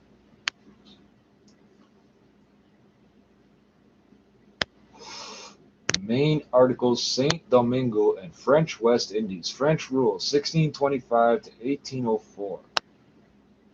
World's largest supplier of coffee. What did it say? Coffee and sugar. I'd skip too many fucking. Skip down too far. France received the western third. This is where it starts, and subsequently named it Saint Domingo, the French equivalent of Santo Domingo, the Spanish colony on Hispaniola. The French set about creating sugar and coffee plantations worked by vast numbers of slaves imported from Africa, and Saint Domingo grew to become their richest colonial possession. The French settlers were outnumbered by slaves by almost 10 to 1. According to the 1788 census, Haiti's population consisted of nearly 25,000 Europeans, 22,000 free coloreds, and 700,000 African slaves. In contrast, by 1763, the white population of French Canada, is that Upper Canada? What are we talking about? What the fuck is French Canada? The white population of French Canada, a far larger territory, had numbered only 65,000.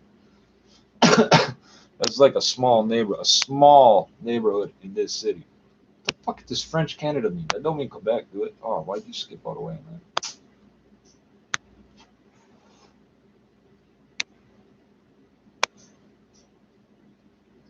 Royal New France. Show me on a map. Oh, okay. So all the way down to fucking Louisiana, all the way up to Ontario, Quebec, the Maritimes. New France. All right. Oh fuck. Where the fuck?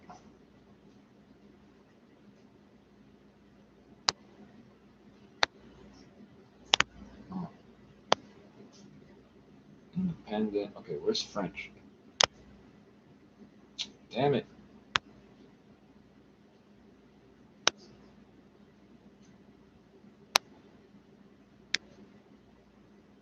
In the north of the island, slaves were able to retain many ties to African cultures, religion, and language. Yeah, so you go from hoodoo to voodoo. These ties were continually being renewed by newly imported Africans. Some West African slaves held on to their traditional voodoo beliefs by secretly syncretizing it with Catholicism. Syncretizing, I never heard that word before. The French enacted the Code Noir, Black Code, prepared by Jean-Baptiste Colbert and ratified by Louis XIV, which established rules on slave treatment and permissible freedoms. Saint Domingo has been described as one of the most brutally efficient slave colonies. One-third of newly imported Africans died within a few years. Many slaves died from diseases such as smallpox and typhoid fever. They had low birth rates, and there is evidence that some women aborted fetuses rather than give birth to children within the bonds of slavery. Yeah, I can understand that. The colony's environment also suffered as forests were cleared to make way for plantations, and the land was overworked so as to extract maximum profit for French plantation owners.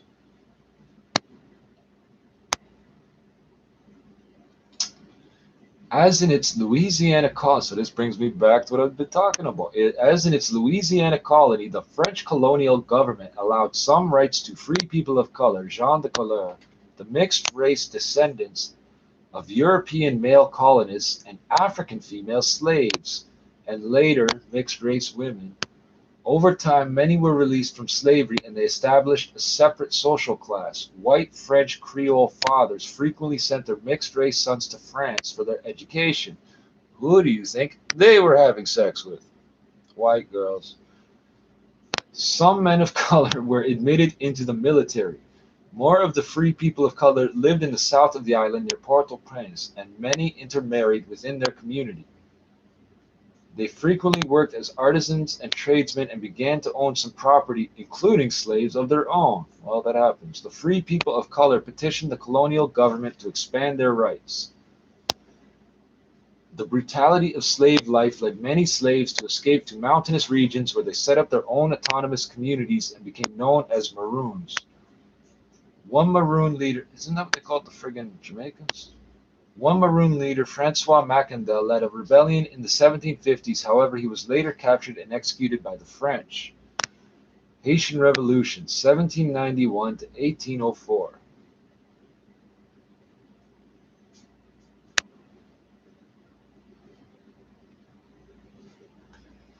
Inspired by the French Revolution nice, of 1789 and principles of the rights of man, the French settlers and free people of color pressed for greater political freedom and more civil rights.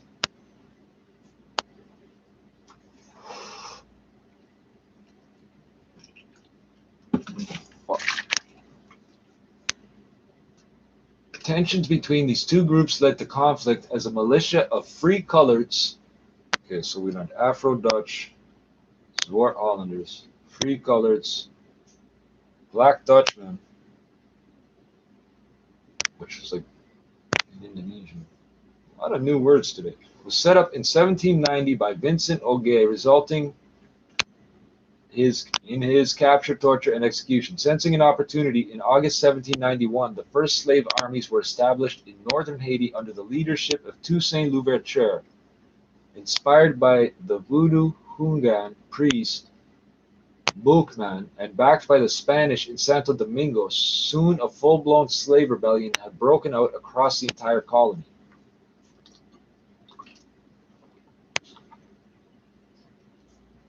In 1792, the French government sent 3 commissioners with troops to re-establish control, to build an alliance with the gens de couleur and slaves. Commissioners Léger Félicité Sontonax and Etienne Polverel abolished slavery in the colony. But they didn't have no work or no food for those 700,000 Africans. That wasn't happening. 6 months later, the National Convention, led by Maximilien de Robespierre and the Jacobins, endorsed abolition and extended it to all the French colonies. Political leaders in the United States, which was a new republic itself, reacted with ambivalence, at times providing aid to enable planters to put down the revolt. Later in the revolution, the U.S. provided support to native Haitian military forces with the goal of reducing French influence in North America and the Caribbean. With slavery abolished, Toussaint Louverture pledged allegiance to France, and he fought off the British and Spanish forces who had taken advantage of the situation and invaded Saint Domingue. The Spanish were later forced to cede their part of the island to France under the terms of the Peace of Basel in 1795, uniting the island under one government. However, an insurgency against French rule broke out in the east, and in the west there was fighting between Louverture's forces and the free people of color, led by André Rigaud in the War of the Knives. I wonder what they were using. 1799 to 1800. Many surviving free people of color left the island as refugees.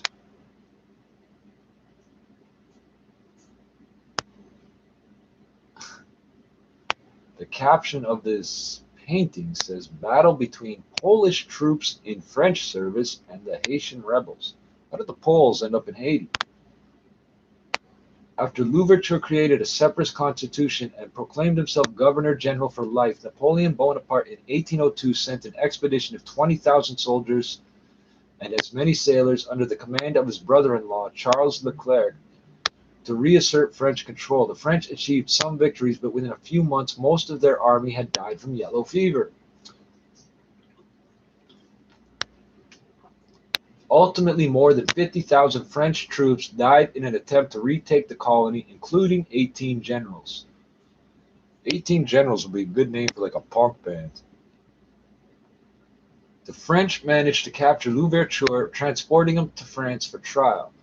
He was imprisoned at Fort de Joux, where he died in 1803 of exposure and possibly tuberculosis.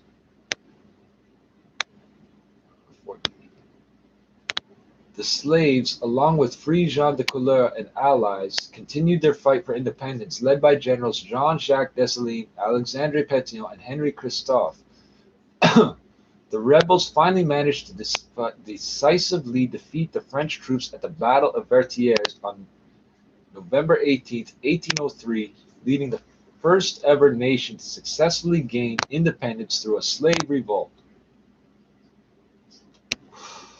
Later that year, France withdrew its remaining 7,000 troops from the island, and Napoleon gave up his idea of re-establishing a North American empire, selling Louisiana, New France, to the United States in the Louisiana Purchase.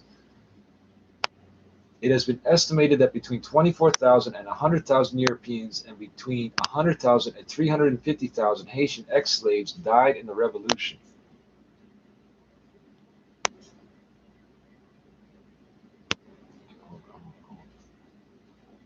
I want to know how much money that was. How much money was this?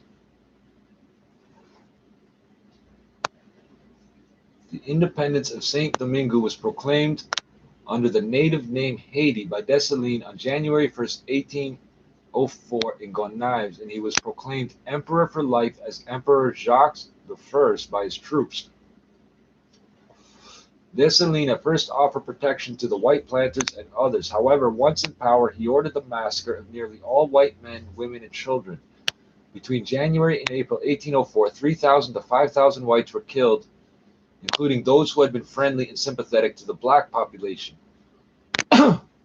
So, yeah, I've always, winning or losing, I'm not siding with the white people. So, that's all I'll say.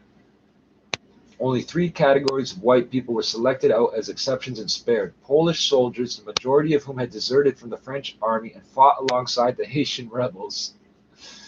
How the fuck did they end up in that position?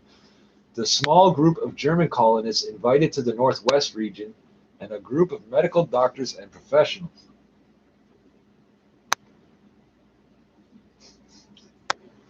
Reportedly, people with connections to officers in the Haitian army were also spared, as well as the women who agreed to marry non-white men. You're gonna take it or you're gonna die, bitch.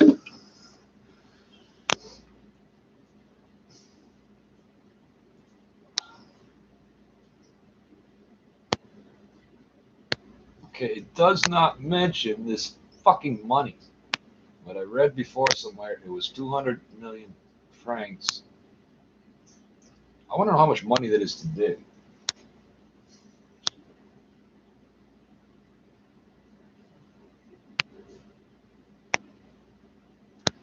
Fearful of the potential impact the slave rebellion could have in the slave states, U.S. President Thomas Jefferson refused to recognize the new republic.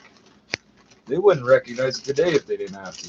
The Southern politicians who were a powerful voting bloc in the American Congress prevented U.S. recognition for decades until they withdrew in 1861 to form the Confederacy.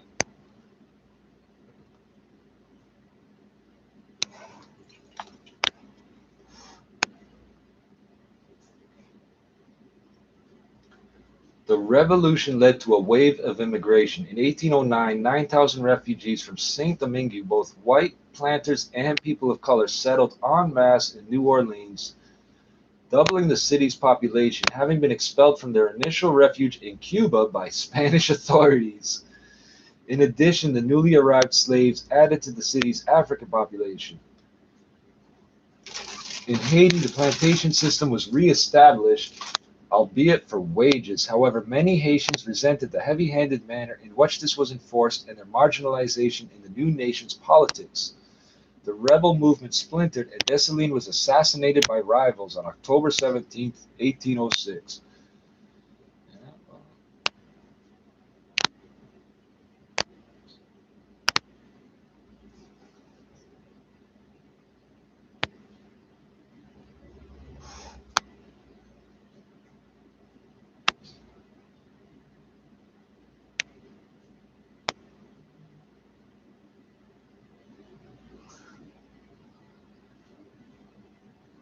So one leader after another enforces some sort of oppression after another.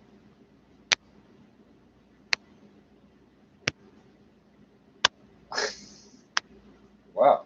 The American Colonization, this is 20 years later, the American Colonization Society, ACS, encouraged free blacks in the United States to emigrate to Haiti. Starting in September 1824, more than 6,000 African Americans migrated to Haiti with transportation paid by the ACS.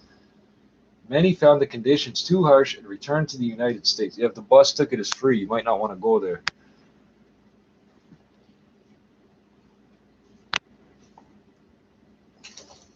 Hmm. Here we go. In July 1825, King Charles X of France, during a period of restoration of the French monarchy, sent a fleet to reconquer the island. Under pressure, President Boyer agreed to a treaty by which France would formally recognize the independence of the nation in exchange for a payment of 150 million francs. It's 1825. Now we have a date. How much money is that worth today? By an order of April 17th, 1826, the King of France renounced his rights of sovereignty and formally recognized the independence of Haiti. The enforced payments to France hampered Haiti's economic growth for years, exasperated by the fact that many Western nations continued to refuse formal diplomatic recognition to Haiti. Britain recognized Haitian independence in 1833 and the United States not until 1862. And then Canada formed in 1867. Haiti borrowed heavily from Western banks at extremely high interest rates to repay the debt. Well, that don't work. Although the amount of the reparations was reduced to 90 million in 1838, by 1900, 80% of the country's gross domestic product was being spent on debt repayment, and the country did not finish repaying it until 1947. The AK-47, and then Israel, and then Hindustan becomes India. All this right after the end of World War II. So you go from the Roaring Twenties to the Dirty Thirties to that's how I think of it. The Depression, whatever. People were still making money, just not your people. Uh, Hitler in Japan with World War II, fucking the Russians, and fucking 60 million. Oh, this one's full. All right, so it looks like we're back online.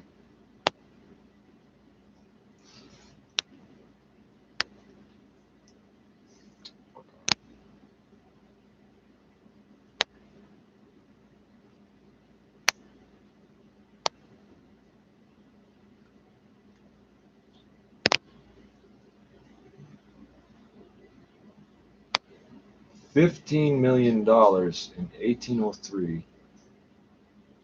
Hold on. I need Google.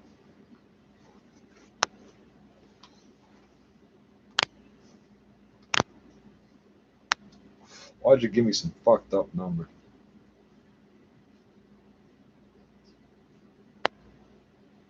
15 million US dollars.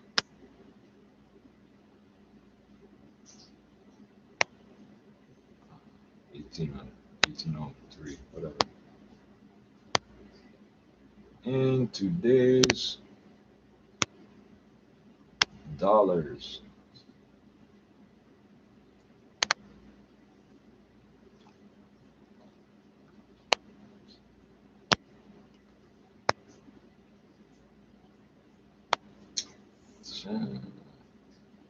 $333 million US dollars for the Louisiana Purchase. Okay. And then what is French francs? Shit. So just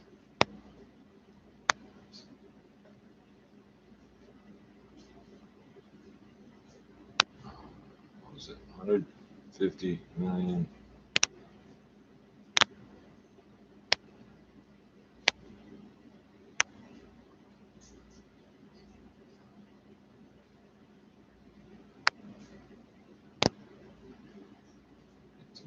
$25.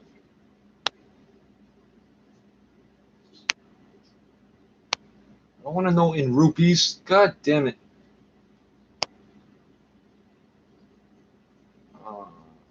5.15 francs. 10.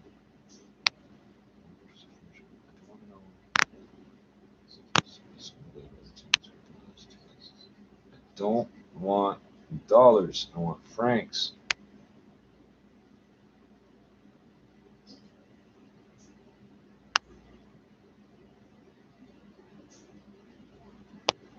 Oh, for fuck's sakes.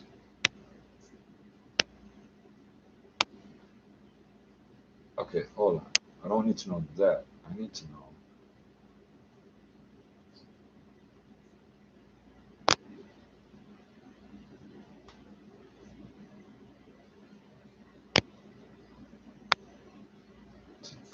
Fuck.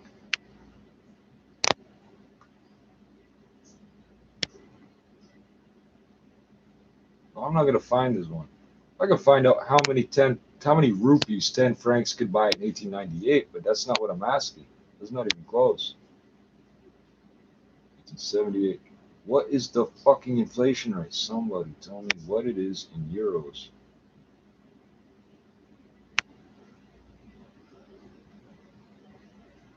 Switzerland. Yes, I know they use francs too, so I'm not gonna find out this answer apparently. Currency. I need historical currency exchange rates.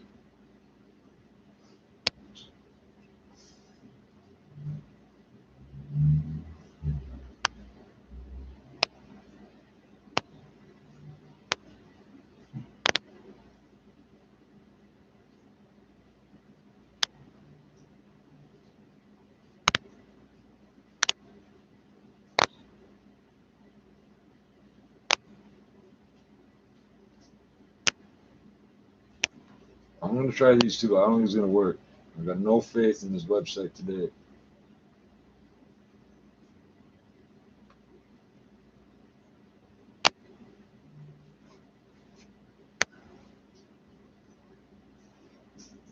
The fuck is this?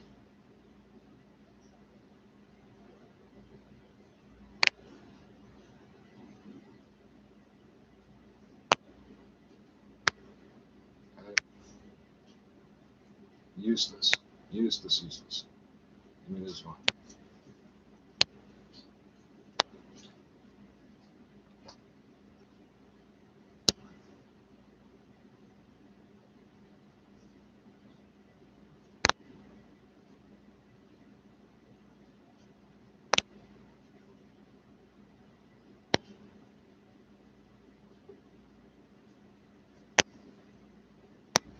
That's 1875. That doesn't fucking tell me.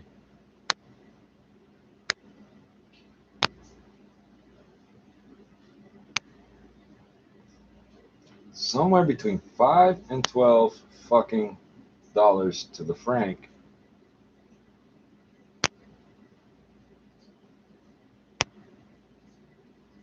That's $500 million to $1 billion. It's more than they got from the Louisiana Purchase. That's crazy. They got more from forcing people to buy their freedom than they got from selling Louisiana to the United States. All right, I'm fucking bored. I don't have nothing more useful to say.